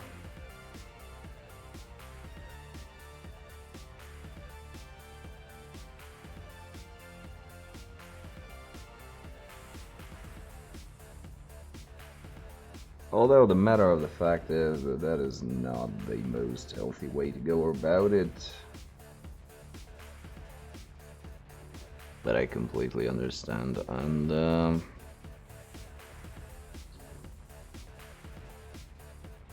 I feel the same.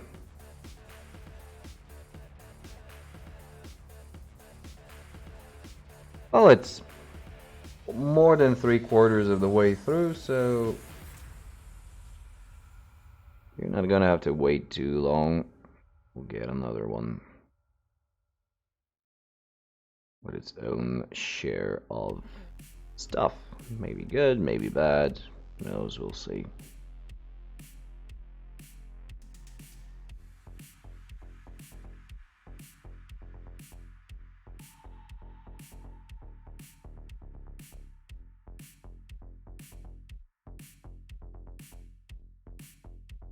But it will be new.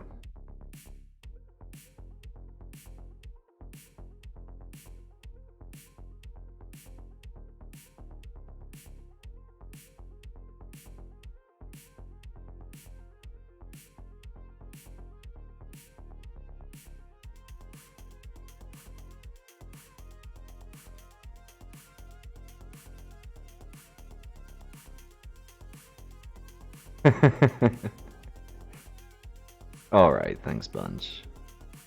I'm not gonna stay for too long, like I said, just little quick dabs here and there. So I know I'm done with that part.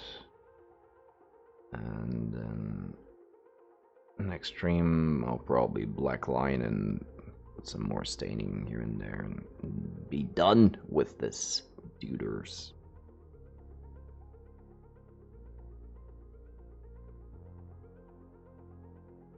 And for the Bretonians, or the Blood Bowl stuff, I'm gonna get a large kickoff for it. Depending on how the weekend turns out, like if nothing comes up social life wise, I might do a longer stream during the weekend to kick off the Brits. Either this or next week, I don't know. We'll see how it goes.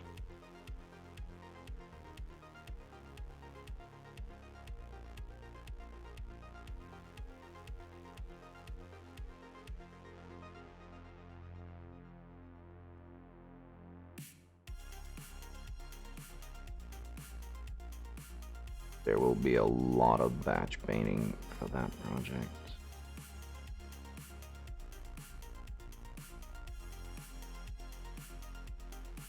But like, if you're worried or something about why he called you so much, like, you can give him a call now. Like, don't let me stay in the way.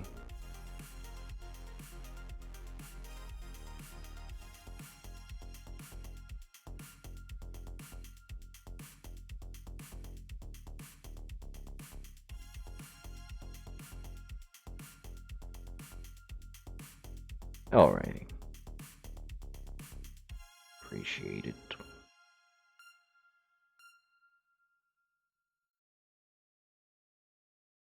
Okay, so this doesn't look too good right now, and it kind of blends with the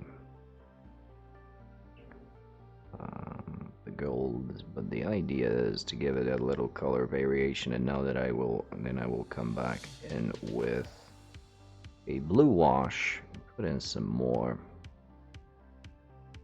a little bit everywhere on the muzzle. See if we can get that effect, like overheated metal when it gets discolored.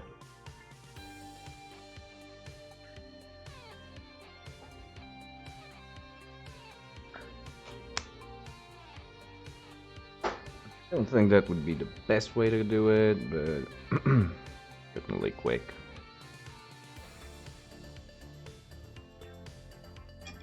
Don't think I ever tried it before, so that'll be an interesting new thing. Charisma.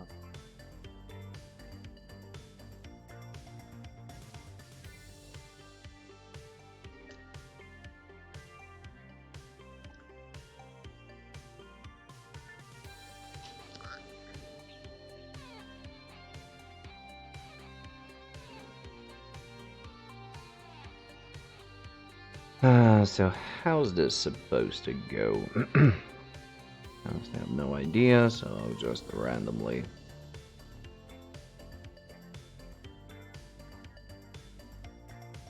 Just put it here and there and see how it looks.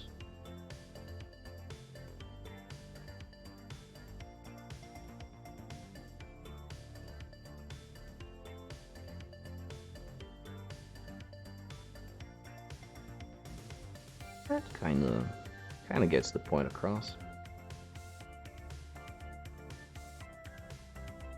Alrighty, thanks bunches for coming along. Thank you very much for the doodle, and have a lovely class, and see you again.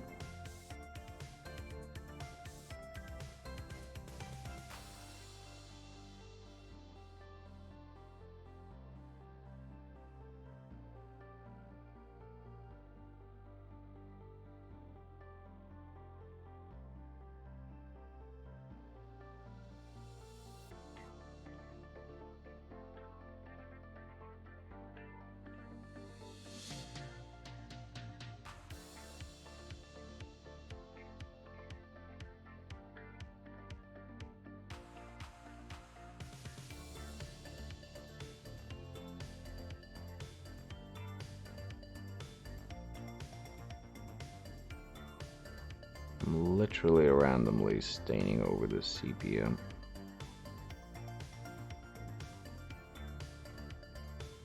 With the Drakenhof Nightshade, I think it was called.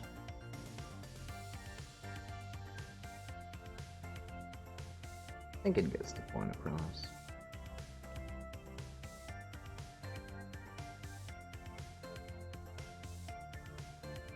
And then I would like to do something for the rest of the gun, but probably just line it and put some scratches and stuff on it.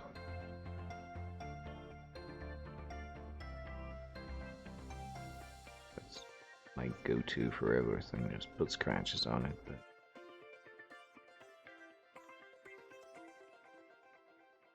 here's what it is. Alright, well, that'll be that actually.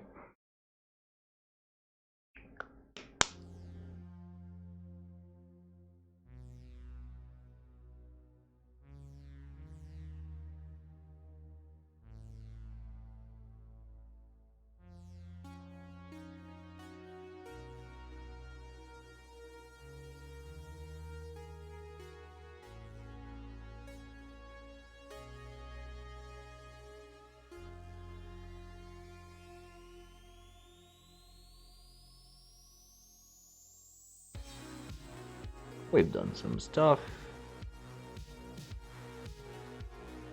Little though it was.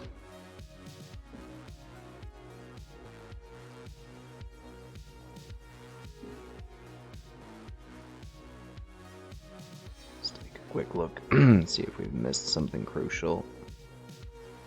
Don't really see anything that stands out too badly.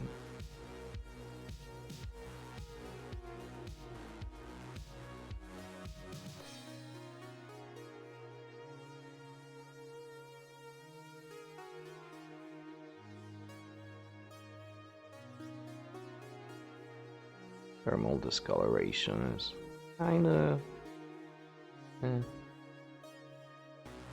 Probably fade a little bit with time. Let's take some time. Right, well, again, as usual, thank you for coming along and sticking around. Hopefully, I will be back on Wednesday. Thank you to... Hey, so let's say, just coming as I was about to sign off. Sorry.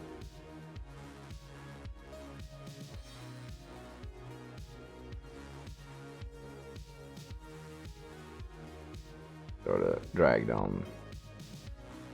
Yeah, sorry again, dude. Thanks for dropping by, though. As usual, keep loving what you do and doing what you love. I've been Bachicolio, wishing you a very lovely rest of your day. Also, signing off. Bye, guys. See you next time.